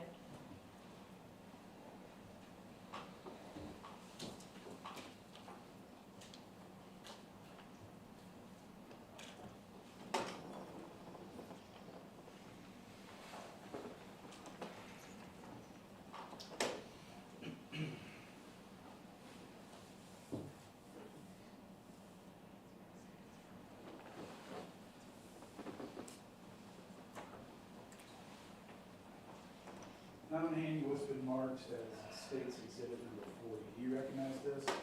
Yes, I do. Okay, what is it? It's the 911 call recording. Okay, and have you listened to this recording? Yes, sir. Okay, and is it a fair and accurate recording of the call that Jordy made with the 911 operator on the morning of January 23rd, 2022? Yes, sir. And at this time, we'll offer State's Exhibit number 40 for all purposes.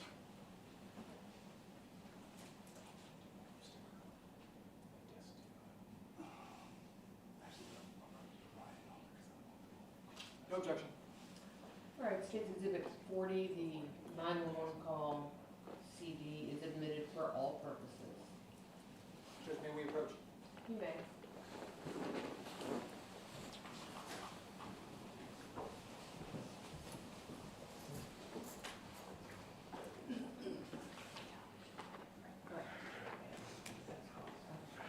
Right, we are going to go ahead and take our afternoon break. Please remember your instructions when you go into the jury room, and we will be at recess for, I'll say 5 minutes and it'll be 10. Recess for 5 minutes. All right.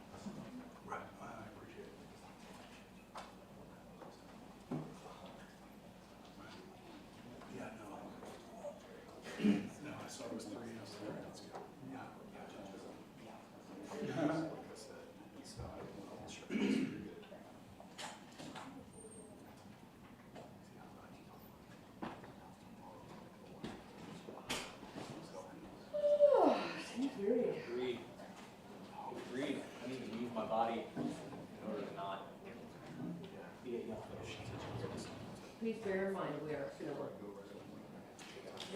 It's warm in here.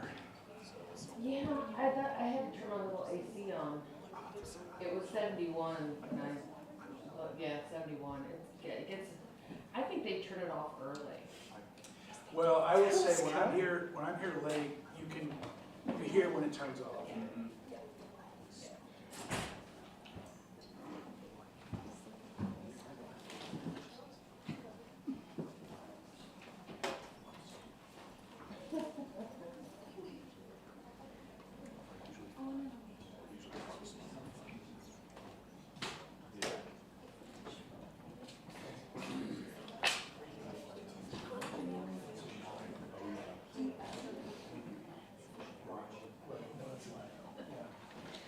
I just want to ask. Yeah.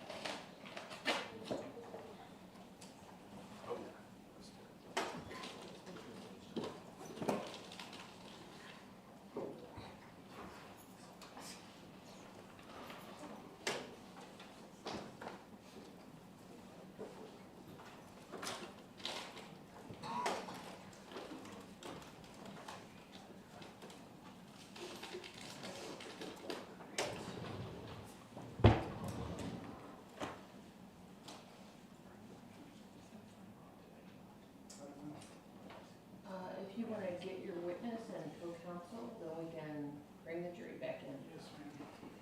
All right, thank you.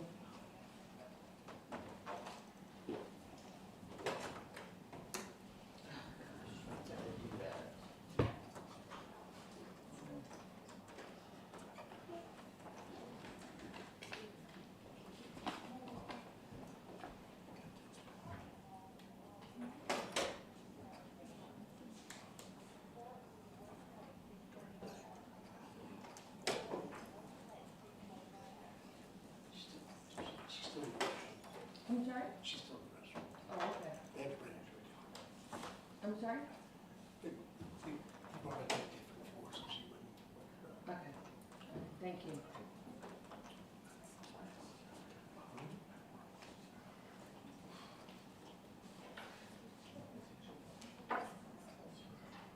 No, she didn't.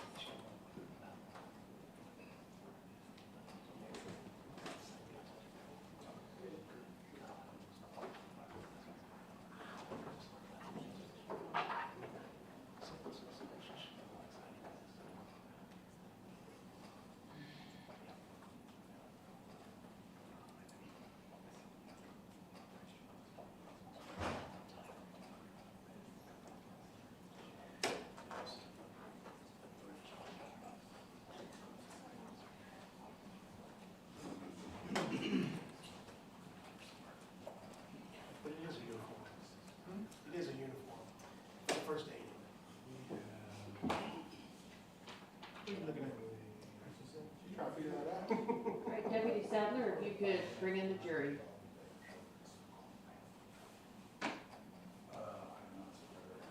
This one? Thank you.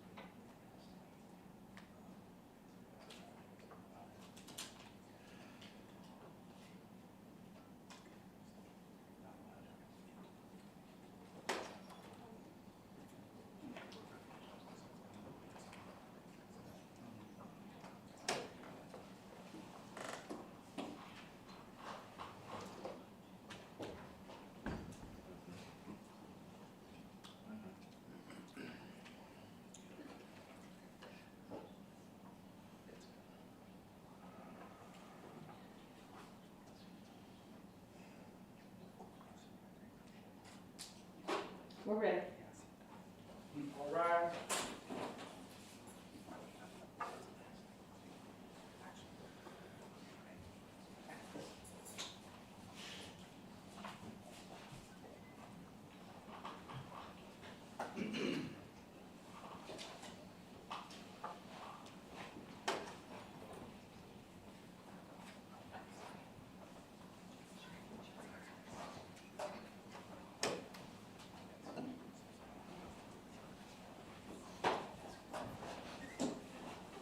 All right, you may be seated. Mr. Gordon, you may continue with your direct examination. Thank you, Judge. And, okay, so, when we had left off, Jocelyn, we had just, talked about that 911 call. So, Judge, I'm gonna ask if I can now publish. You may.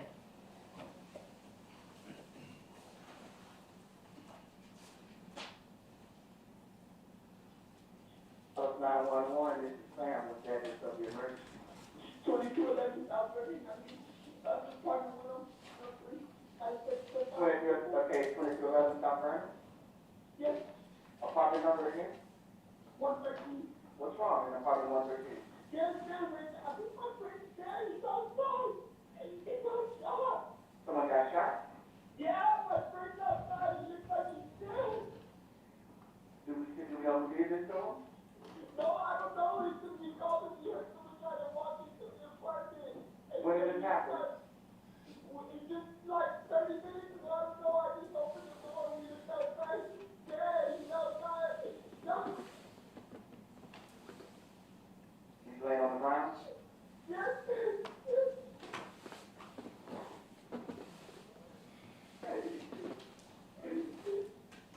What's your friend's name?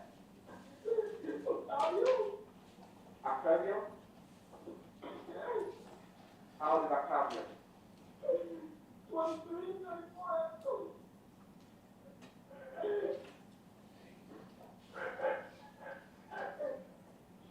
Did y'all see anyone? Anything like that? No, I don't know. It's just like someone tried to open the door. We called the we were here, we were drinking, and like we were hanging out. Do we know who shot him? No, I don't know. Okay, okay. What's your name? Oh, Jordy. Jordy? Yeah. And who was messing with the door? Do we know who was messing with the door? No, I don't know. We lived outside and we called them and then we just heard a boom. And then I didn't want to go out there because I was scared. And then I went out right now. This lady's just down. I don't know. And he's just speeding through his head.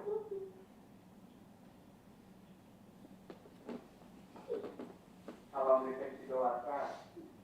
I just go out right away. I was scared because it took me like 40 minutes. I was thinking I was sure they were still out there. And I had my kids in here. He got shot in here? I don't know. He looked like it. I saw him laying in the ground bleeding from the neck and I ran my kids.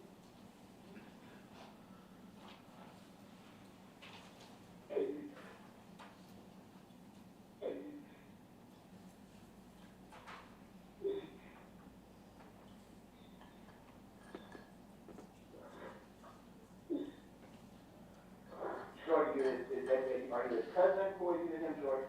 I'm just a friend. How do you spell your name, Jordy? J-O-R-D-Y. What's your last name, Jordy? Estrada. Estrada? Yes. What's your phone number, Jordy? 469-855-3761. Who else is at the house, Jordy? My wife and my kids, my two kids.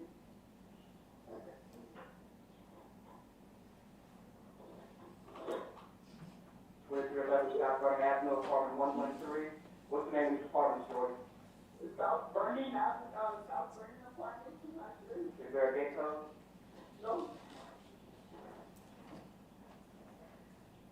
Is there part of any gang or anything like that? Has it been into with anyone? No. Okay. Is there any building numbers for this address? No. It's like, there's two buildings on that side. It's right there. Okay. Is anyone else outside watching him? No. Okay. We can't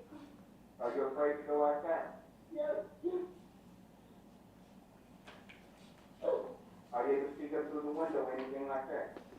Yes, keep an eye on him. I don't want nothing to get on him. I don't want no dogs or nothing like that to mess with him, okay? Just keep an eye on him. I got police and ambulance coming. Stay on the phone with me. You see me in that? Go show them where he is. I need you to go out there. Go out there. Listen, Jordan, go show them where your friend is. Go show them where Octavio is. Go show them where Octavio is. Go show them where he is. Go show them. I can't see where right there is. Go show them. They got it? It's like an hour ago, 40 minutes ago. Because we're scared. We didn't know someone else was outside. Yeah, it's like a close friend of mine.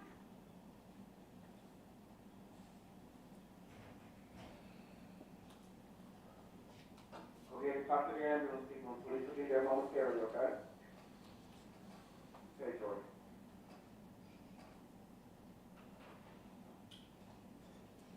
Okay.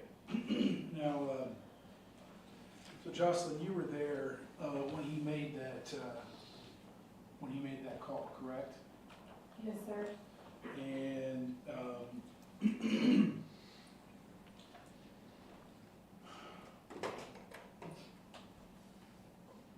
that was, I guess, around 7:46 a.m.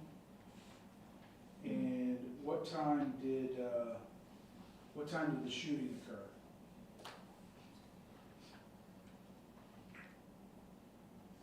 I would say around 7 a.m. Because we know that by 7:16, y'all are already out of the apartment and he's asking you to go get the kids, right? Yes. Okay. So do you recall how long it was after you had left the apartment before you started texting before these texts started coming in? Roughly 10 minutes, I would say. So Tavito had been laying dead outside that apartment on the ground for probably at least half an hour or more, 40 minutes before the police were called. Yes, sir. Okay. So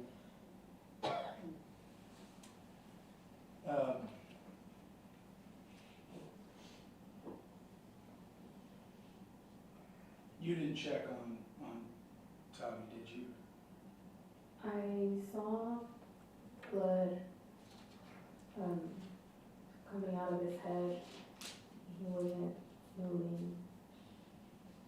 I knew he was dead. As far as you know, Jordy didn't check on him? As far as I know, correct. I wasn't there. Okay.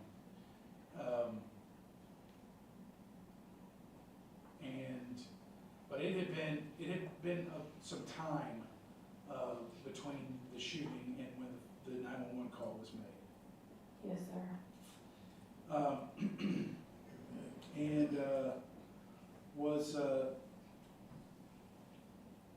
But the things that Jordy was saying to the police, or sorry, saying to 911, that someone had tried to come in the apartment, that you'd heard gunshots, that he waited inside the apartment for 45 minutes or an hour before opening the door, that he'd then seen Tavito laying on the ground and that he appeared to be shot. Other than the part about Tavito being on the ground and appearing to be shot, nothing else he said was true, was it? Correct. Now, was that something that he made up on the spot while he was talking to 911? Or is that something that y'all had discussed before? I cannot recall. Okay. How long after he got back did that 911 call go out? It's a blur. I remember he got there. He was crying. We were both crying and didn't know what to say. And I gave him my phone to call 911. I cannot recall exactly how much time it was.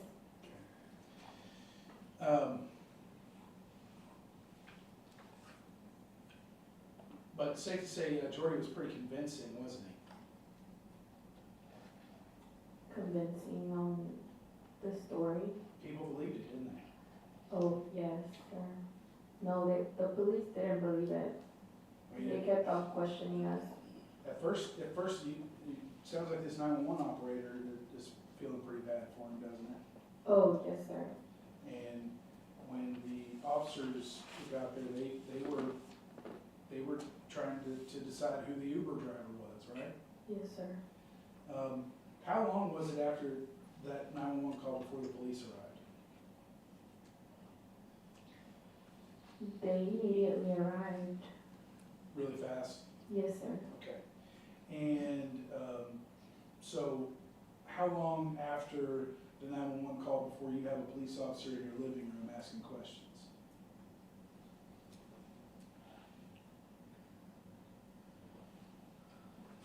The 911 call was made, and the ambulance got there, and I remember the police getting there right away. So not much time. Okay. And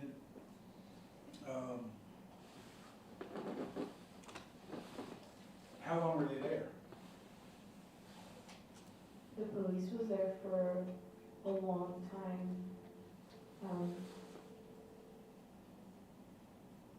Several hours? Not several hours, maybe like 1 hour. Okay. And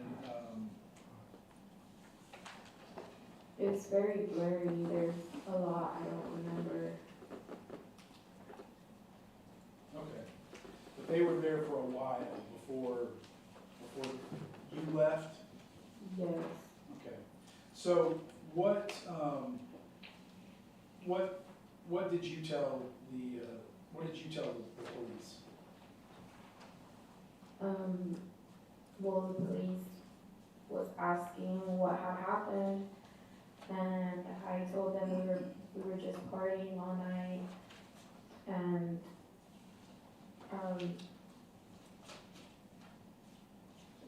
I don't remember what exactly I said.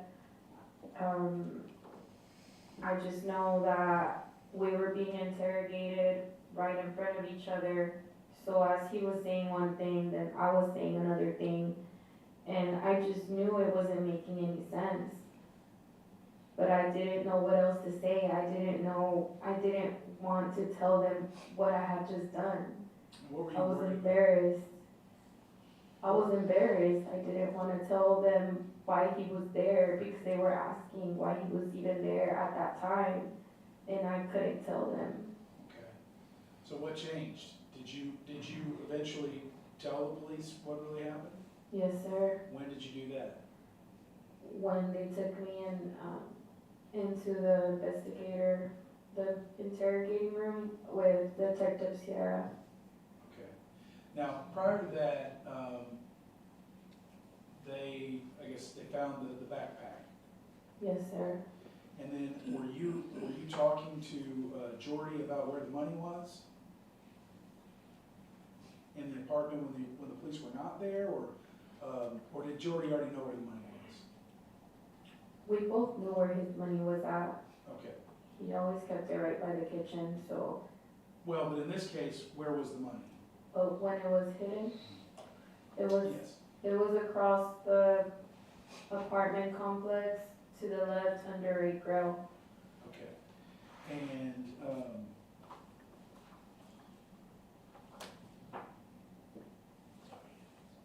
it's already in this. I'm gonna show you what's been marked as State's Exhibit number 14.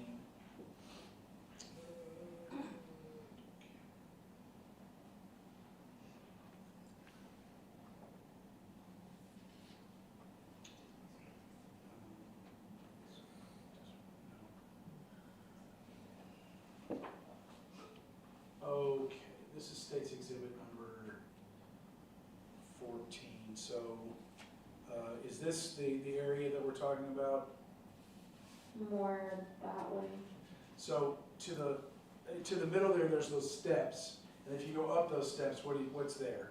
Oh, yes, sir, right there, Okay. where the grill is at. So I'm sorry, we don't have a better picture of it, but that's where the grill was, it's like Yes, well, I think there's stairs back there, right? I think And so. so it's kind of underneath the stairs. Yes. And then, if, from this perspective, to your back is that sidewalk that leads through to that breezeway, correct? Yes, sir. Okay, here, I'm gonna approach again. You may.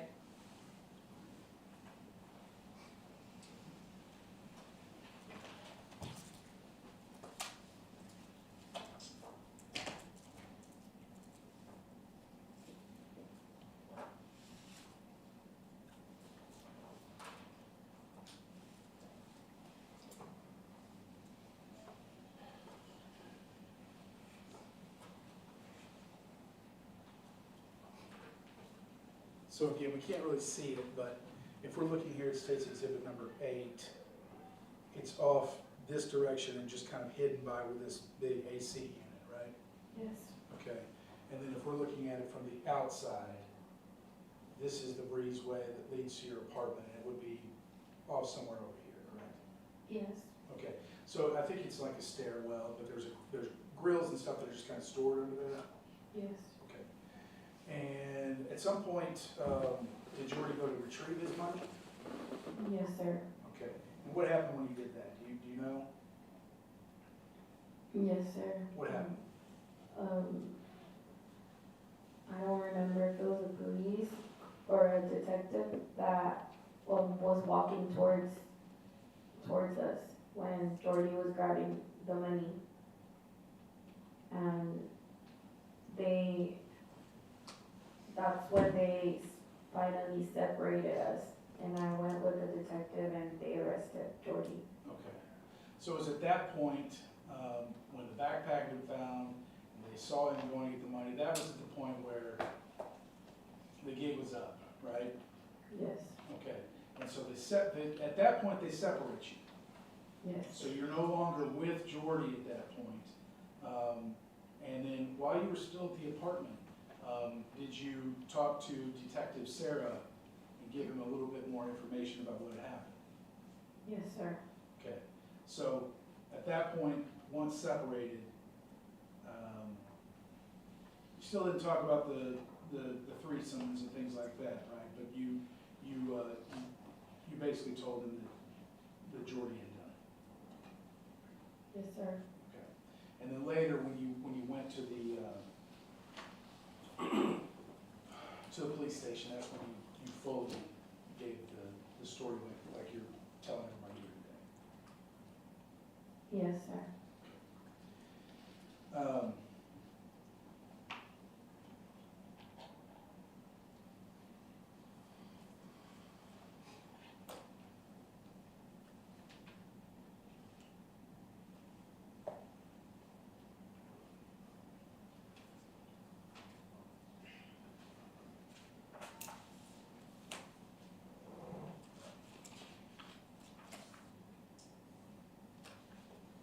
Just a moment, please, Judge.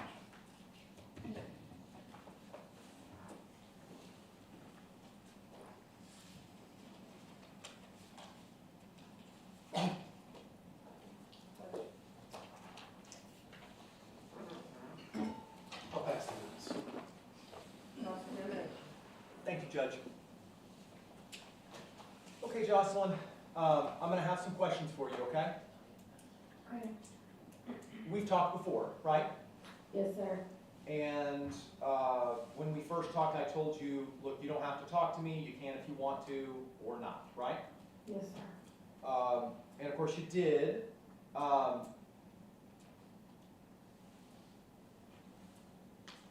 We've heard you referred to as Jordy's wife and also girlfriend. Were y'all actually married, like a marriage ceremony? No. Okay. But kind of like some people, sometimes do, they call it common law. Sometimes y'all would refer to each other as husband or wife. Yes, sir. I'd like to take you back. We talked about some of this, but I think there's a lot more context that will help the jury. You said y'all met when y'all were at school at, was it Mountain View College? Yes, sir. And you said that was around December of 2018. Yes, sir. Y'all were in the same psychology class, right? Yes. And you had noticed Jordy and thought he was cute. Yes. And then Jordy adds you on Facebook and that, and y'all start talking. Yes. And then, I think you said earlier, y'all start dating pretty much immediately. Yes, sir. And then you get pregnant with your first son, your first child, your son Aiden, pretty quickly. Yes, sir. I'd like to talk to you about the context of your relation, or the nature of your relationship, okay? Okay. When you guys first met, you were very young. Yes, sir. Fair to say y'all probably weren't ready to be parents at that point. Correct. And you get pregnant with Aiden very early in your relationship, is that fair? Yes, sir. And we've talked about it already. It sounds like y'all had ups and you had downs. Yes, sir. And the relationship could be toxic, is maybe a good word at times. Yes, sir. But there was also times it was good, is that right? Yes, sir. You said earlier when Mr. Worley was asking about Jordy being jealous, and you made sure to say, we were both jealous and controlling at times. Yes, sir.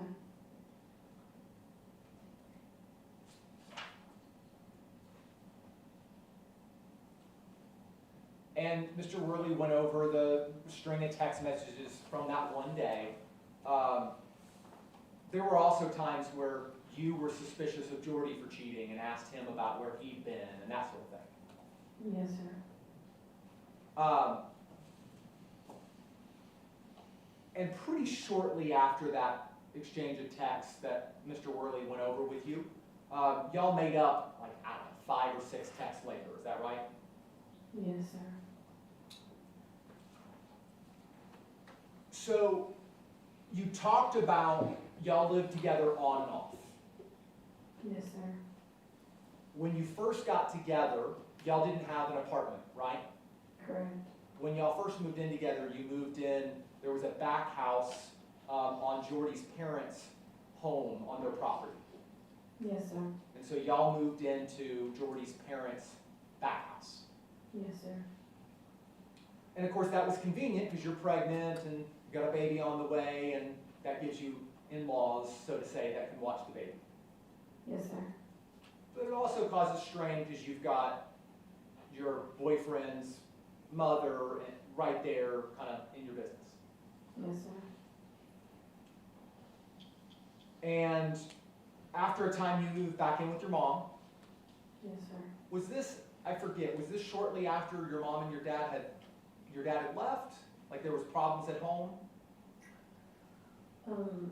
My parents were already separated when I met Jordy. Okay.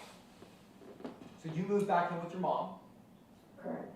but then you and Jordy keep talking, and eventually you end up moving out together into the apartment. Yes. And you live in the apartment for a time, Yes. right? And this is this after Aiden's been born? Yes. So Aiden is born, and you're in the apartment, Mhm. and then things get rocky again, and you decide to move out. When Aiden was born, I was living at Jordy's parents' house. Okay. So Aiden's born, you're still living in the back house. Yes. Then y'all get the apartment, Yes. and this is the apartment we've been talking about, this 2211 South Vernon, right? Yes. Okay. You live there for a little bit of time, and then before you get pregnant with Anai, there's a time that you move out. Yes. And you remember at that time, Jordy is working full-time as an x-ray technician. Yes, sir. And you and his, newborn baby have moved out, correct? Yes, sir. And he gets depressed and moves back in with his parents. Yes, sir. And that's when Octavio and Lio and Martine move into the apartment. They kind of take over the lease. Yes. I'd like to talk to you a little bit about Octavio, okay? You said earlier, when asked about whether they were best friends, you said they were like brothers. Yes. Lifelong friends? Yes, sir. And grew up a few doors down from each other? Yes, sir. And you got to know Octavio, and normally he was a pretty relaxed guy, is that fair? Yes, sir. And you came to know that Octavio did cocaine, is that right? Yes, sir. Judge, may I approach the well? You may.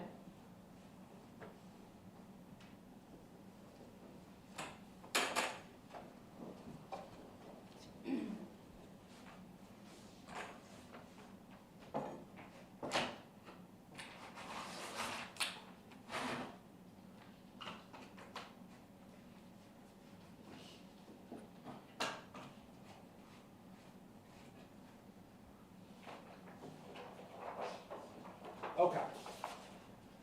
I'm going to write your name here at the top, okay? Because you're the witness.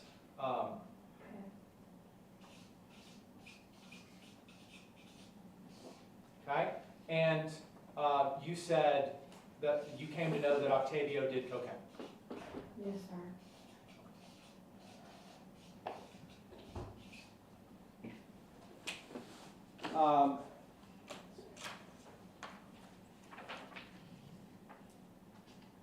And that was something that you saw him do, I don't want to overstate, a few times. Yes, sir. Definitely multiple times. They would go in the restroom and they would say they were doing cocaine. I physically saw Octavio do it in front of me maybe 2 times. Okay.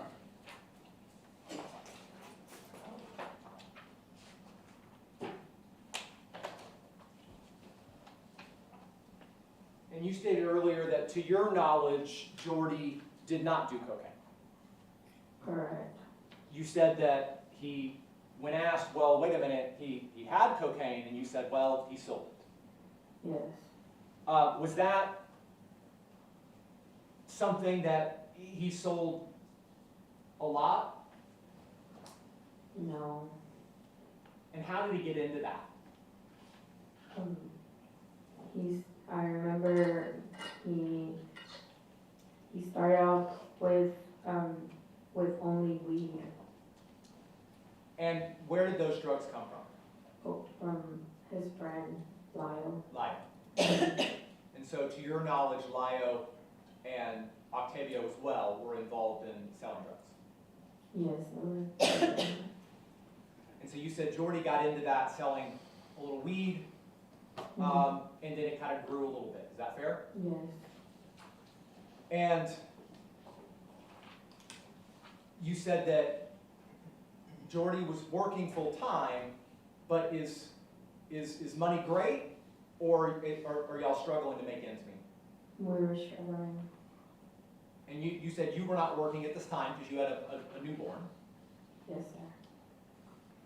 And so at some point you move out, and then y'all end up getting back together again and moving back in together later. Yes, sir. And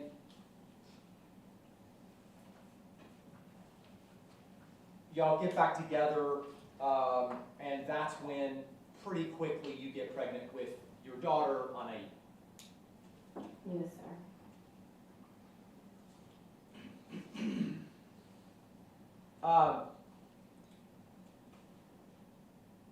You were asked earlier about Jordy and a gun, and you said that at some point he got a gun. Yes, sir. Do you know where he got that gun, where he bought that gun? He had told me there was 2 guns that he had. The first gun, when I found out he had it, he told me Tabito sold it to him. Okay. And then he got rid of that gun, and Tabito sold him the second gun? I'm not sure where he got the second gun from. But you know I that, don't remember. okay. But you know that Octavio or Tabito sold him a gun. Yes.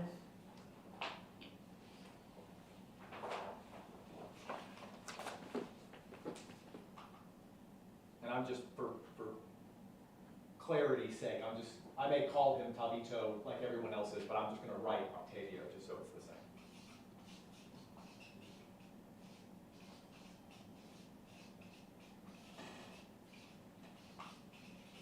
I wrote Octavio sold Jordy a gun. Is that fair?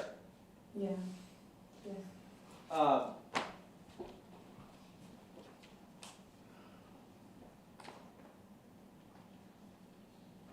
Was Jordy experienced with guns? No, sir.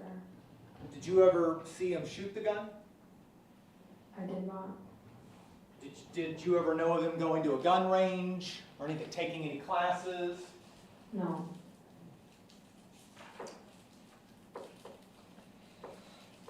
So I'm going to write Jordy not experienced with guns.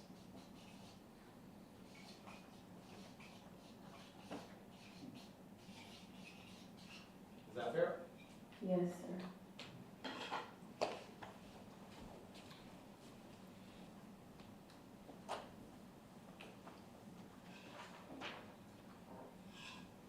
I'd like to move into one of the difficult topics, and that's the open relationship kind of part of this, okay? Okay. And I know this is embarrassing, and you've been very candid so far, so I'll try to keep this, as short and simple as I can, okay? Okay. You said that when you first talked to the police at the scene, and even your first meeting with Detective Sarah at the station, you left out that part about the threesome and why Octavio had come to the house in the first place. Yes, sir. And that's because it was embarrassing. Yes. You were hoping that no one would find out about that, family and all of that. Yes. And of course, it's not easy to come in here and talk about all this. Yes, sir. And so when you first talked about why Octavio came to the apartment and kind of the particulars of what happened, some of that story was not true because you were leaving things out and had to change some things about what had happened. Yes, sir. You said earlier that the open relationship was initially Jordy's idea. Correct. And you said that when it would come up, it would kind of come up when y'all were fooling around or having sex. Yes, sir. So this is kind of, dirty talk initially. Yes, sir. And Jordy brought it up and brought it up a couple of times, but eventually, I think you said this was something that y'all both became interested in. Yes, sir. So it wasn't a situation where Jordy was forcing you to go over there or anything like that. He had been bringing it up for a while. I kept saying no. And then finally, when I did do it, when I did agree to it, I had finally agreed to it. Okay. And that, when you agreed to it, and that first time, that was, I think you said either January 1st or maybe it was January 2nd, but first day or so of the new year of January of 2022. Correct. I want to go back a little bit and talk about Octavio's birthday party that the prosecution asked you about earlier. Okay. the plan, I think you said, was Octavio rented a car and he came and picked y'all up, and the idea was we were gonna hang out and then go out to a club. Yes, sir. And at this time, this would be December of 2021, right? Yes. And so you've got Aiden, and Anaí is just months old, like 3 months old. About 2 months old. And so when you and Jordy would get a night out, was it a regular thing that you would make arrangements for Jordy's parents to watch the kids? We would take turns with my parents or his. Okay. And so was that a thing that y'all got to go out all the time, or was that a kind of a thing you couldn't ask too much because, you know, your parents wouldn't do it every night? Correct. Okay. So this was kind of a special thing, and you've got your parents, or his parents, watching the kids. Yes, sir. And I think you said that the plan was they would watch the kids until a midnight-ish? Yes, sir. So when you're over at Octavio's apartment, waiting, for you and Jordy, the clock is kind of ticking because you only have so much time to be able to go out before you need to end the night and pick up the kids. Yes, sir. And so you're waiting, and I think you said you're waiting, and I think you said that kind of, I don't know if you used the word everyone, but multiple people seem to be getting frustrated Yes, sir. about the waiting. Mm-hmm. And you mentioned money. Y'all had pitched in to get a table at the club. And so that was what the money was about. Like everybody said, here's however much money to go towards the table for the birthday party. Yes. And this was also one of the times that you saw Octavio do cocaine, correct? Yes. This is one of the times that Octavio would go to the bathroom multiple times and do cocaine. I saw him go to the bathroom one time. Okay. And was that the time that Octavio and Daisy Sandoval went to the bathroom and did cocaine? Yes, they went together. So you're waiting and waiting for Martine to show up, and then he finally does, right? Yes. And it's kind of getting late into the night, and the clock is ticking for y'all to pick up the kids. Yes. And so, was it just Jordy getting impatient, or were you and Daisy also kind of like, come on? We were all like, what are we waiting for? Okay. And so you said that Jordy starts complaining about this taking so long. Would you say this is Jordy complaining, an angry outburst? How would you describe that when he first says, this is taking so long, etc.? He was frustrated. And then you mentioned y'all sitting at a table, Mm-hmm. and you can see Lio texting and Octavio receiving a text, and then they make eye contact and make a face at each other. Yes. And that's when Jordy says, I think you said, do you have something to say? Just say it to me, something like that. Yes. And that's what then sets Octavio and Jordy into having words. Yes, sir.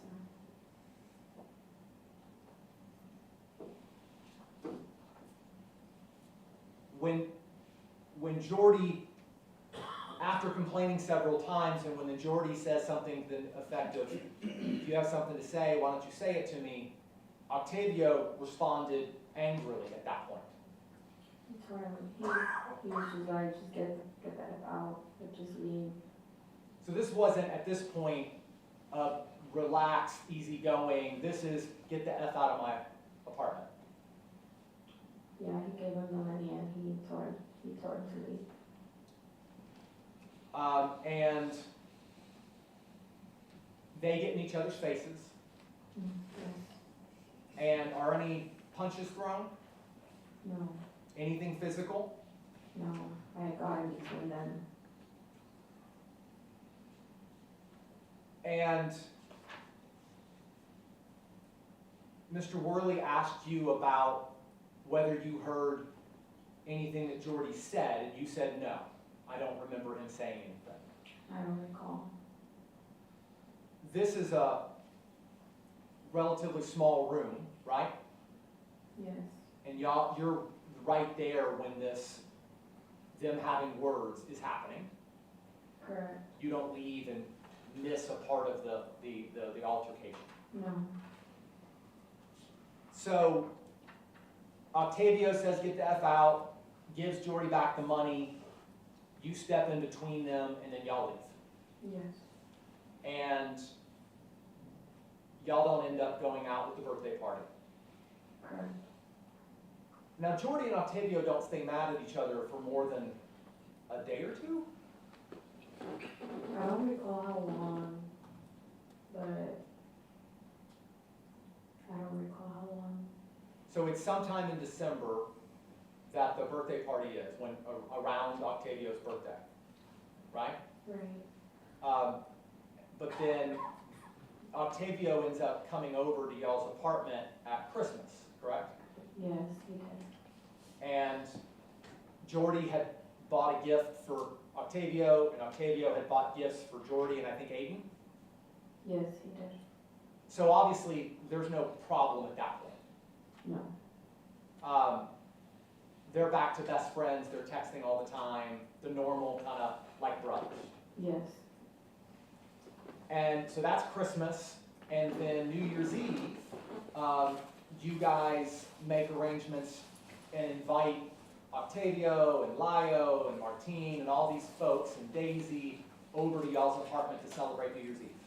correct. So again, everybody's hanging out, there's no big beef or thing between Jordy and Octavio. No, And nobody acted afraid of Jordy or anything like that. no,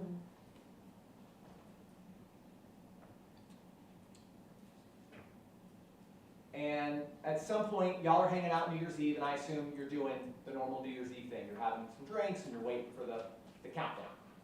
correct. Are the kids there? Yes, And y'all got some little fireworks, sparklers and stuff for the kids? yes, At some point, Lio and Martine and Octavio went outside and shot some guns that they had brought, yes, and they asked Jordy to come out with them, and well, I remember they all went to like the corner of the apartment complex and they were shooting over there, but I stayed. you stayed inside. Yeah, I didn't go. Okay, so now we're at December 31st, this is New Year's Eve. I assume they stayed until sometime after the countdown, and now it's midnight, now it's New Year's Day. Yes, At some point, does everybody leave? yes, And it's either sometime in those early morning hours or maybe the next day that you and Jordy are getting intimate, and that's when the conversation comes up again about Octavio and having sex with him. correct. And so, to be clear, this was something that you were into. I agreed to it. And so you go over to Octavio's apartment and y'all have sex. Yes, And then you come home and you said that you and Jordy have sex and y'all talk about it. yes, And you said that Jordy didn't seem upset or jealous or anything like that. correct. And then, to your knowledge, Jordy and Octavio go right back to texting all the time and just, best friends. Yeah, yes, And you mentioned after that, then Jordy brings up what if we open up a relationship to a girl, right? Correct. And you had a friend and you suggested her and that's, y'all ended up having a threesome with her. Correct. At that point, y'all have a discussion and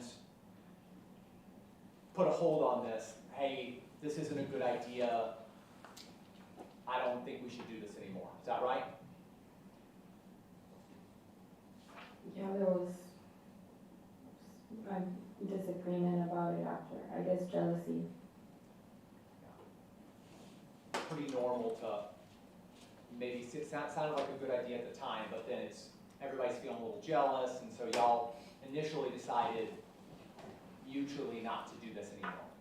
Yeah. And then, I'm gonna fast forward to January 22nd, the night y'all went out to the Blue Cenote, okay? So again, it's been about 3 weeks, right? Yes. And you, again, make arrangements for Jordy's parents to watch the kids? Yes. And Jordy goes over and picks up Octavio, right? Yes. Because we've already heard Octavio doesn't have a car. Correct. And so y'all hang out at the apartment while you're getting ready and the guys are watching football because it's January, it's NFL. Correct. And then eventually y'all go out to the Blue Cenote, which is a bar, kind of a sports bar in Bishop Arts District in Norfolk Cliff. Yes. They're watching the game and having drinks and having fun. Yes. And this is another time that you see Octavio doing cocaine, correct? Yes. And he's also drinking heavily, correct? Yes, for Roger. May I approach the well, Judge? You may. Thank you.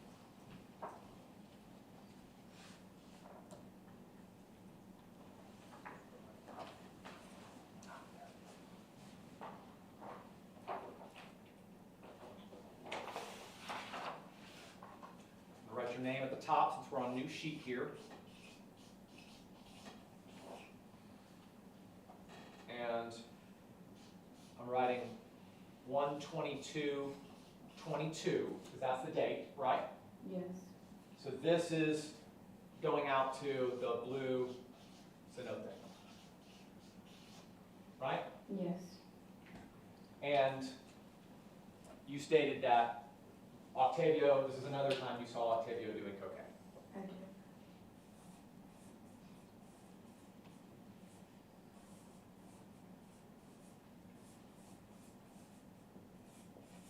And you said you saw Octavio drinking. Yes.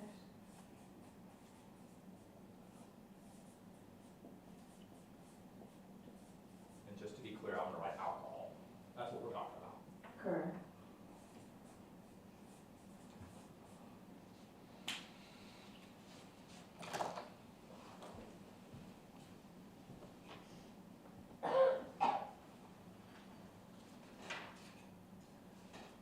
So y'all stay at the Blue Cenote until, I think you said about midnight? Yes. Because again, you gotta go pick up the kids before it gets too late. Yes. And you said that you and Octavio and Jordy rode together, or I guess he rode with y'all in y'all's car. Yes. And you go pick up the kids and then you head back to the apartment. Yes. And the plan is some more friends are gonna come over and throughout we'll call it the night, even though it's after midnight, more friends start arriving. Yes. Lio and his girlfriend Sophie have been out doing something else. They end up joining. Yes. And Daisy and just some other folks, they come over. Yes. And so you said the kids were asleep. You come home, you put them to bed, and then everybody's kind of in the living room hanging out. Yes.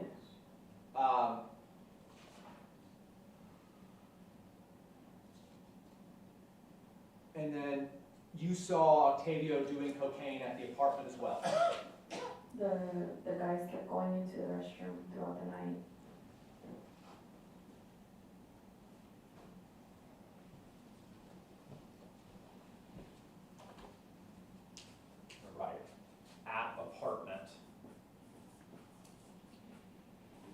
guys kept going to the restroom.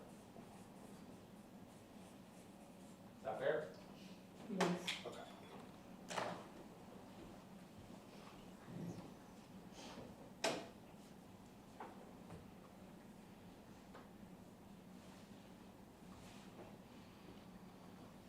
And you remember at some point Octavio ordered pizza?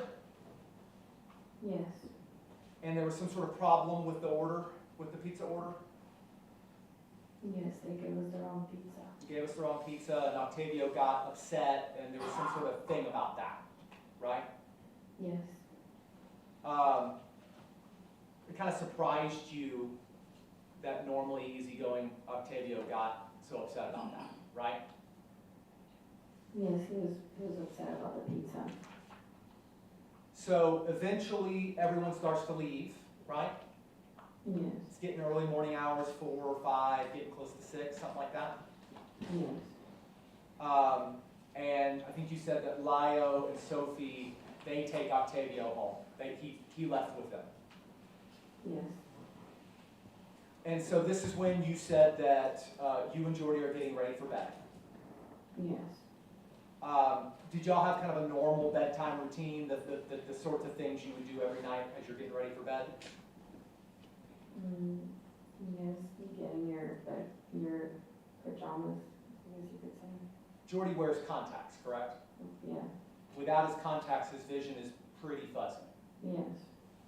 So at the end of the night, is part of his normal bedtime routine to take out his contacts? Yes, every night. That's every night, okay. Mm-hmm. And so y'all are both doing your bedtime routine, and he takes out his contacts. Yes. And then that's when you say y'all go to bed and y'all start getting sexual. Yes.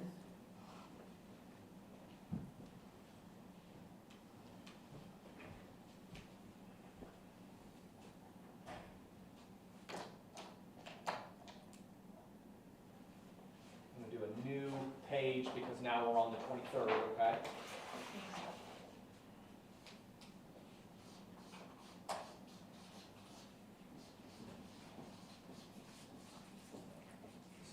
Might not be bothering anybody else. I just noticed this thing is really lopsided, so I'm gonna fix it real fast. Okay.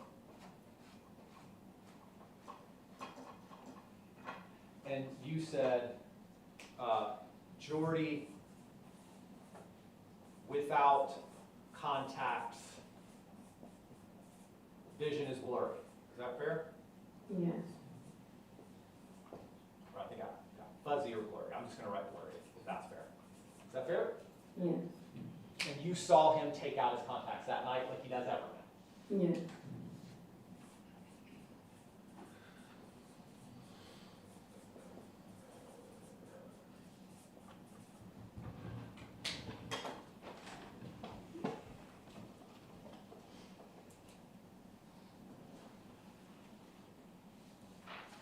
And so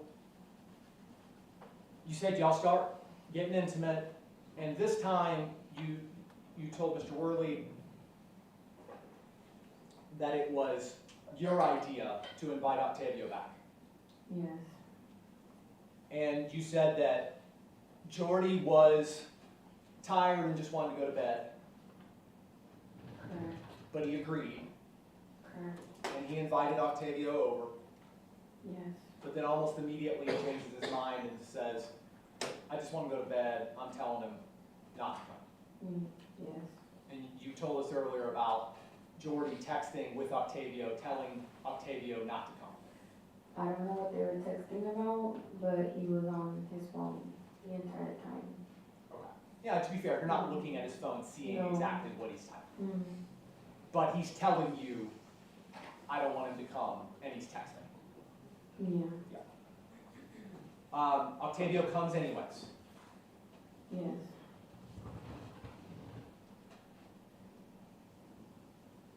So Octavio gets an Uber and arrives. During this process, as you're waiting for Octavio, you're trying to convince Jordy to go, like, come on, it'll be fun, just, let's do this? Well, I asked him if he was sure when Octavio got there, and he told me just go ahead, just go open the door.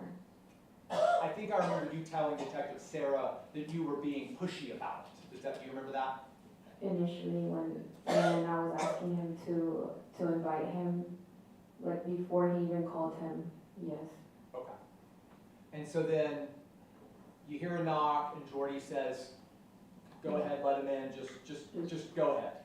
Yes, And you ask, are you sure? And he says, yes, just get it over with. I want to go to bed. yes, So he stays in the bedroom and either tries to go to sleep or whatever, but you go out to the living room. yes, he was just gonna wait. And then after you're finished, you said that Jordy sent you a text, or maybe he sent Octavio a text, basically just saying, okay, that's it, enough already, or something like that. Yes, And so you said that you walk Octavio out, and you initially thought he had left, but obviously you find out later he didn't leave. correct. You go to the bedroom thinking, I guess it's going to be like last time. Either Jordy's going to be okay, or maybe he's going to be turned on by this. But either way, you're not expecting him to be angry.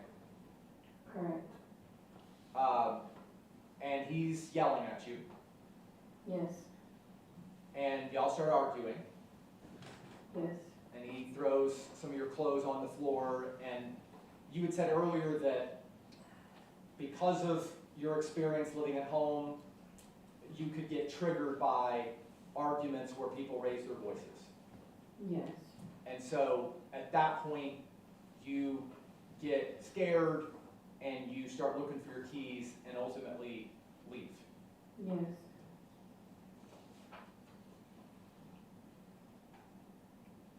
And at any point before you leave, do you ever see Jordy put his contacts back in? No, And that's obviously something that would stick out if in the middle of an argument he got up and put his contacts in, right? correct. Thank you.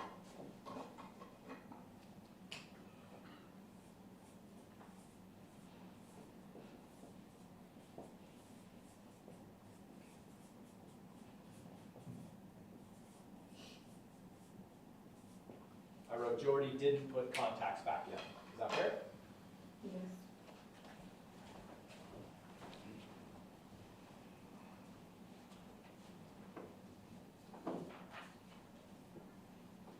So you said you go out the door and you're surprised to see that Octavio's still there. yes, And you tell him, Jordy's mad, we both need to leave. yes, And you're standing, you said kind of at the tire of that door. I mean, I'm sorry, at the tire area of where that car was parked. yes.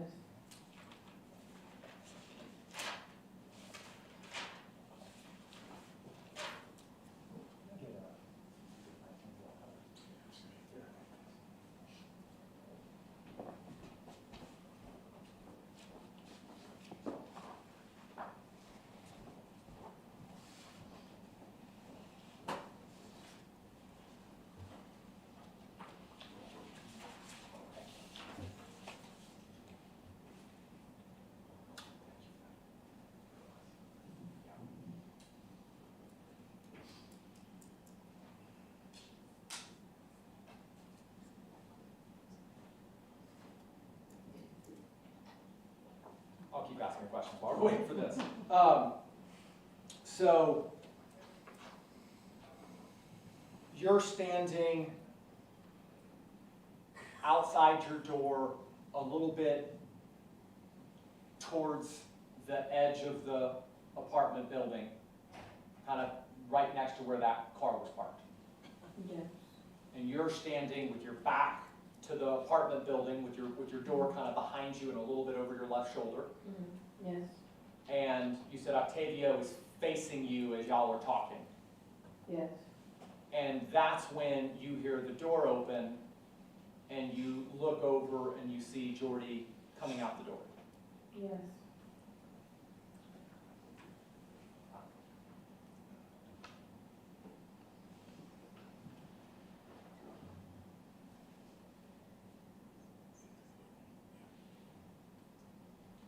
Okay. So, if I use a pen, y'all are standing, you said about even with the tire. Is that fair, where my pen is? Yes, sir. You're standing kind of here by the step, and he's standing kind of here by the tire. Yes, sir. Okay, thank you.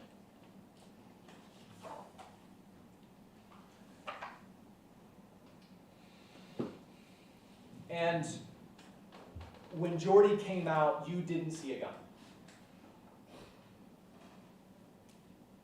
No, sir.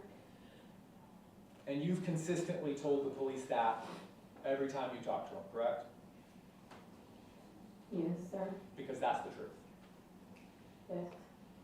So, Jordy looks angry, you've already been triggered, and at that point you decide to run. Right? Look, I know this is hard and this is the hardest part. If you need to take some time, if you need to drink a drink of water, you tell me.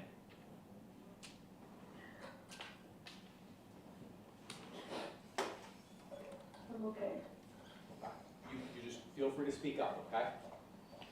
We all appreciate you doing this, so just, we'll work with you, okay? Okay. You said that the last thing you saw as you're running is that Octavio and Jordy are moving towards each other, exchanging words. Yes, sir. And I think Mr. Worley asked you, was it aggressive or not aggressive, and you said, I don't know. I presume you're running, you're seeing this out of the corner of your eye, and it all kind of happens really fast. Yes. Assuming as you're running, you're not stopping to say, oh, I wonder how they're walking towards each other. No. But you see Octavio moving towards Jordy and vice versa. Yes. And as you're running, you're about at the corner or a little around the corner, and that's when you hear the gunshot. Yes. You didn't turn around at any point and see the gun going off. No, sir. You didn't see what was happening, where Octavio was or what he was doing when the gun went off. No. And you didn't see what was happening in the moments before that led to the gun going off. No. And you didn't see where Jordy was, whether he's standing or on the ground or whatever. You didn't see it because you were running away. Correct.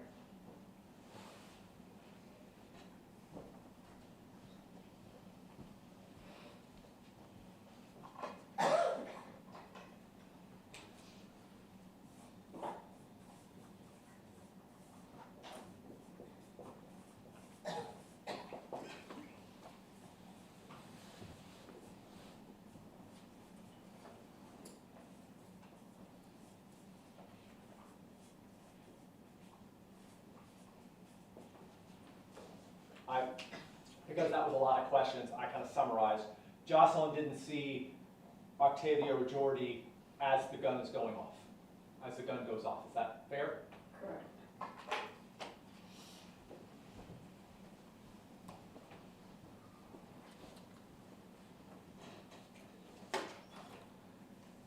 So you ran around the corner and you go to Alejandra's apartment. That's Jordy's cousin that lives in the same complex. Correct. And they let you in, and that's when Jordy starts calling and texting, and eventually y'all talk. Yes. When you talked to Jordy, you said he was crying. Yes. Would you say he was crying a little bit, or hysterically, or somewhere in between? He was hysterically crying, saying he was gonna kill himself. And that's in that context, he's telling you, go get the kids, go take care of the kids. Yes. And you can hear, you said earlier that you could hear the sound of him driving.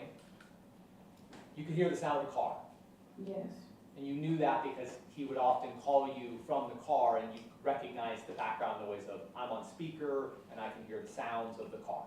Yes.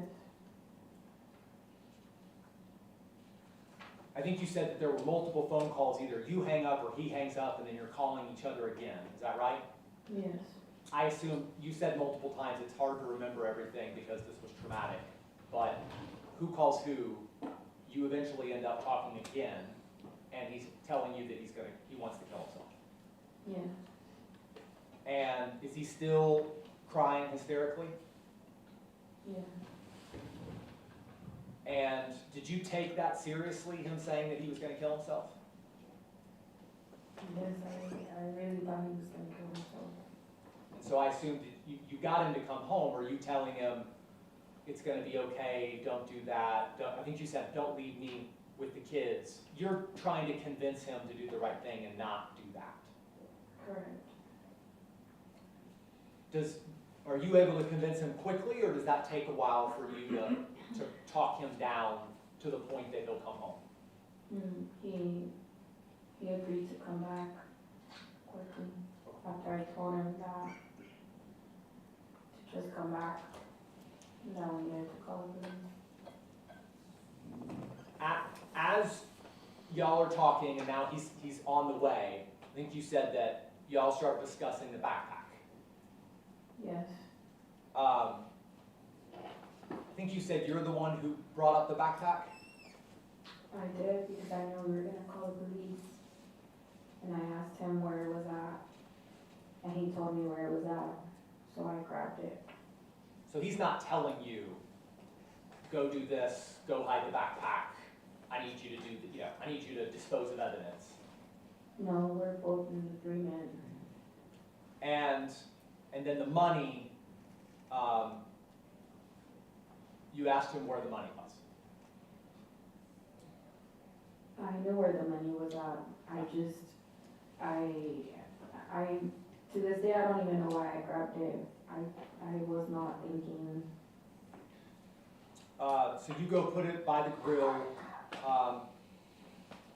The prosecutor asked you this, I think I know the answer, but are you guys calmly plotting out what to do, or is this kind of a chaotic, frantic, freaking out sort of thing? Freaking out. So when Jordy finally arrives, has he calmed down, or is he still crying hysterically? We're both crying. And you tell him you need to call 911, and he does on your phone. Yes. And we heard the 911 call. Jordy does not tell the truth. Correct. And when the police arrive, he repeats that story, and you go along with it. Correct. And you said this earlier, the reason for you was you were embarrassed and you were scared and you didn't want everything coming out, and that's why you didn't tell the truth in that moment. Is that fair? Yes.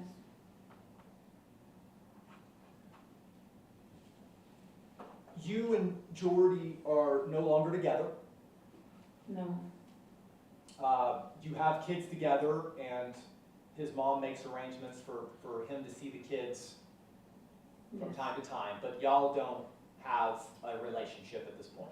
No. There was a time where you were financially dependent on him. He was the only one working, and you were staying at home taking care of the kids. Yes. But now you work. I work. What is it that you do again? I'm a dental assistant. You like that job? Yes. And you're able to support your family? Yes. So you're not financially dependent on him now, No. haven't been for a long time. Correct. Are you here to lie to this jury for Jordy? No.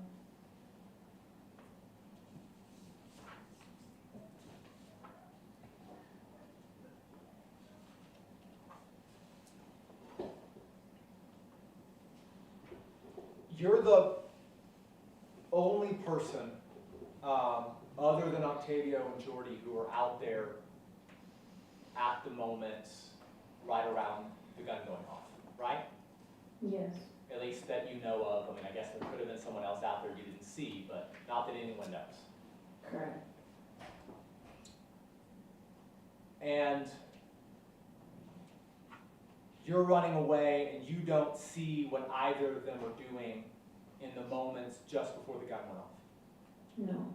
The last thing you saw is Octavio moving towards Jordy, then moving towards each other, and them exchanging words.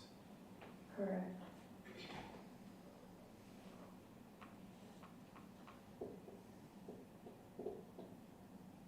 And you know that Octavio had been drinking and doing cocaine that night, Yes. throughout the night, at the club and at the apartment. Yes. And you had seen Octavio on multiple occasions when he was on cocaine act surprisingly aggressive for his normal demeanor. He was not aggressive. You saw him act, you saw him get upset in a way that was not normally how he would react. Over the pizza, yeah. Over the pizza, and over the get the F out of my apartment and take your money, that's what I mean. Yes. Okay.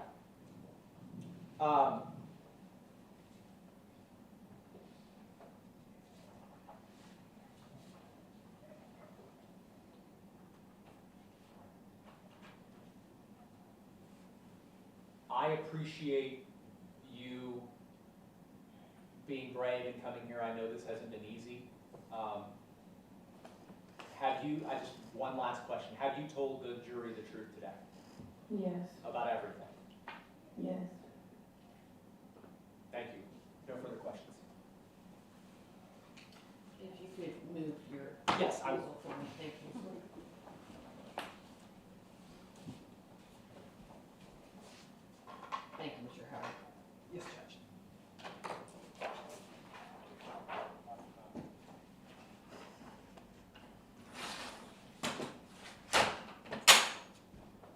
Any redirect? Yes, ma'am. You may proceed. Thank you. Okay, Jocelyn,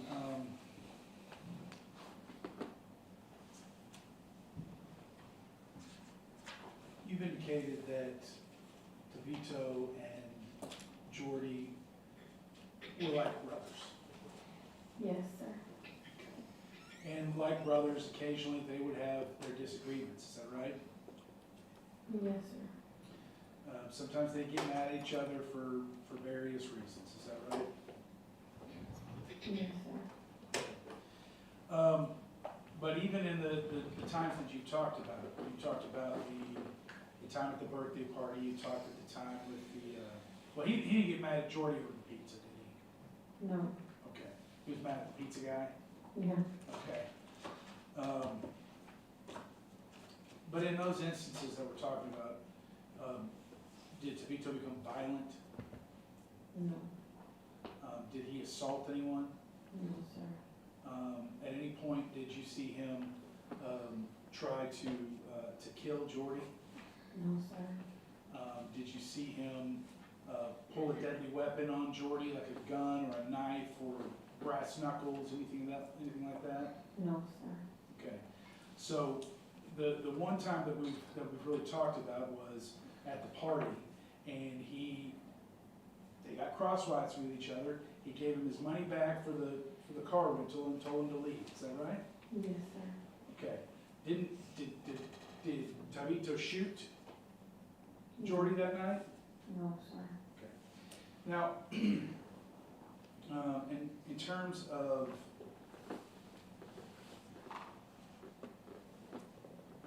well, and to be fair, that night at the party, it was at DeVito's birthday.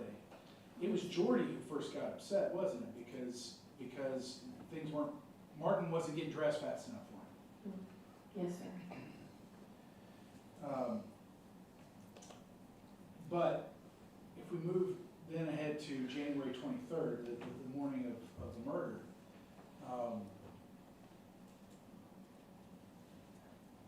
As far as Tabito knew, everything was okay with Jordy. Yes, sir. Now, you came out and told him that Jordy was upset, Yes, sir. but other than that, he wouldn't have had any reason to think that there was anything wrong, correct? Correct. This had happened before. Yes, sir. Jordy had been okay with it before, Yes, sir. and so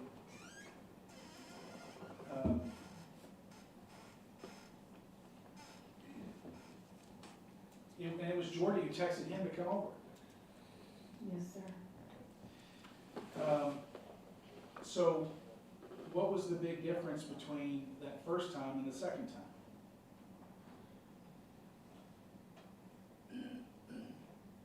The outcome was different. I didn't think that he was gonna be upset. Okay, well, and, I mean, the first time, he initiated it, right? And then the second time, you initiated it. Yes, sir. And Jordy, I mean, you could say that he was cranky maybe before when the texting is going on. But when you went out to greet Tabito at the door, did you think that Jordy was red hot mad back there in the bedroom? No, sir. But when you got done and you went back into that bedroom, was he red hot mad then? Yes, sir. He's throwing your stuff at you and telling you to get out, isn't he? Yes, sir. So when it's his idea, he's okay with it. When it's your idea, it just gets him angrier and angrier and angrier to the point where he's ready to throw you out. Is that right?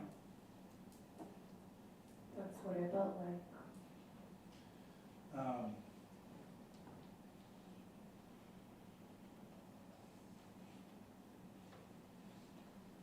And he had told you before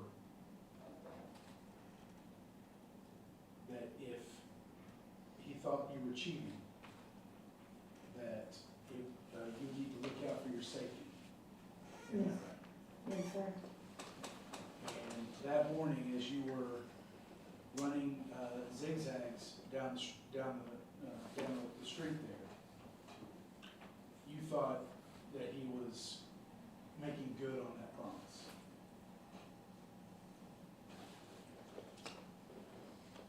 I heard the gunshot and I thought it was behind me. You thought I the really gunshot, did. you thought the gunshot was for you. To be 1000% with you, I honestly did. Pass it. Avery Cross. Yes, Judge, thank you. I didn't ask you this earlier. Octavio was a bigger guy. Yes. He was substantially bigger than Jordan. Mm-hmm. Octavio, he was 5'8", 217 pounds. And I don't mean to say that like you know exactly how much he is. But I mean, he was not just a little bit bigger than Jordy. He was a lot bigger than Jordy. Is that fair? He was chubbier than him. Okay. Yeah, I'm not saying he was great big, but comparatively. Mm-hmm. And you knew that he had a gun or guns, correct? Yeah, who had it? Octavio. Octavio? I don't remember. You knew that Octavio had sold Jordy a gun, Yes. and you knew that Octavio lived with Lio, Yes, sir. and you knew that Lio had guns. Yes, sir. And you knew that night Octavio had been doing cocaine throughout the night and drinking. Yes, sir. I have no further questions. Further, Judge. All right, may this witness be finally excused. No objection, State. Subject to recall. All right, you are free to leave, but you need to come back if the prosecutors give you a call, okay? Please watch your step. All right. Do you have any other witnesses to call today? We do have another one waiting. It will be a lengthy witness, so. Well, can I see the attorney?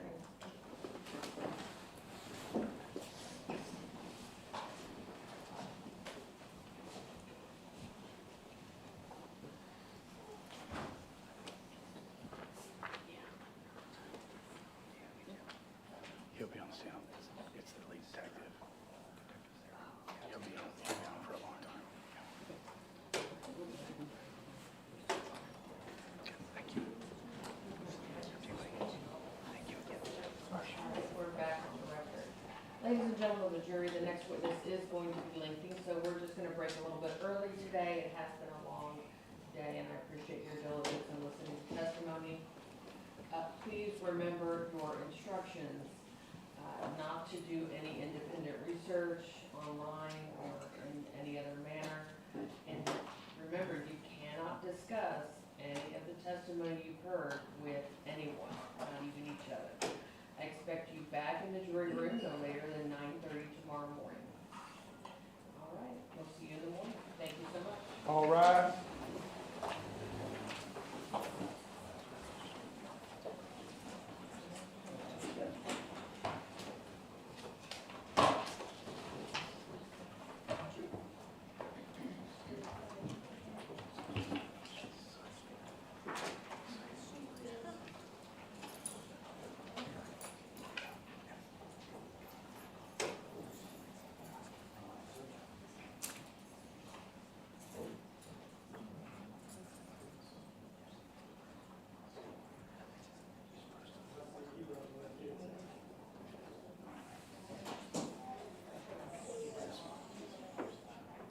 All right, you may be seated. And we will see you all first thing tomorrow morning. Thank you, Judge. Thank you. If y'all could be here at 9:15, thank you. I'll be here.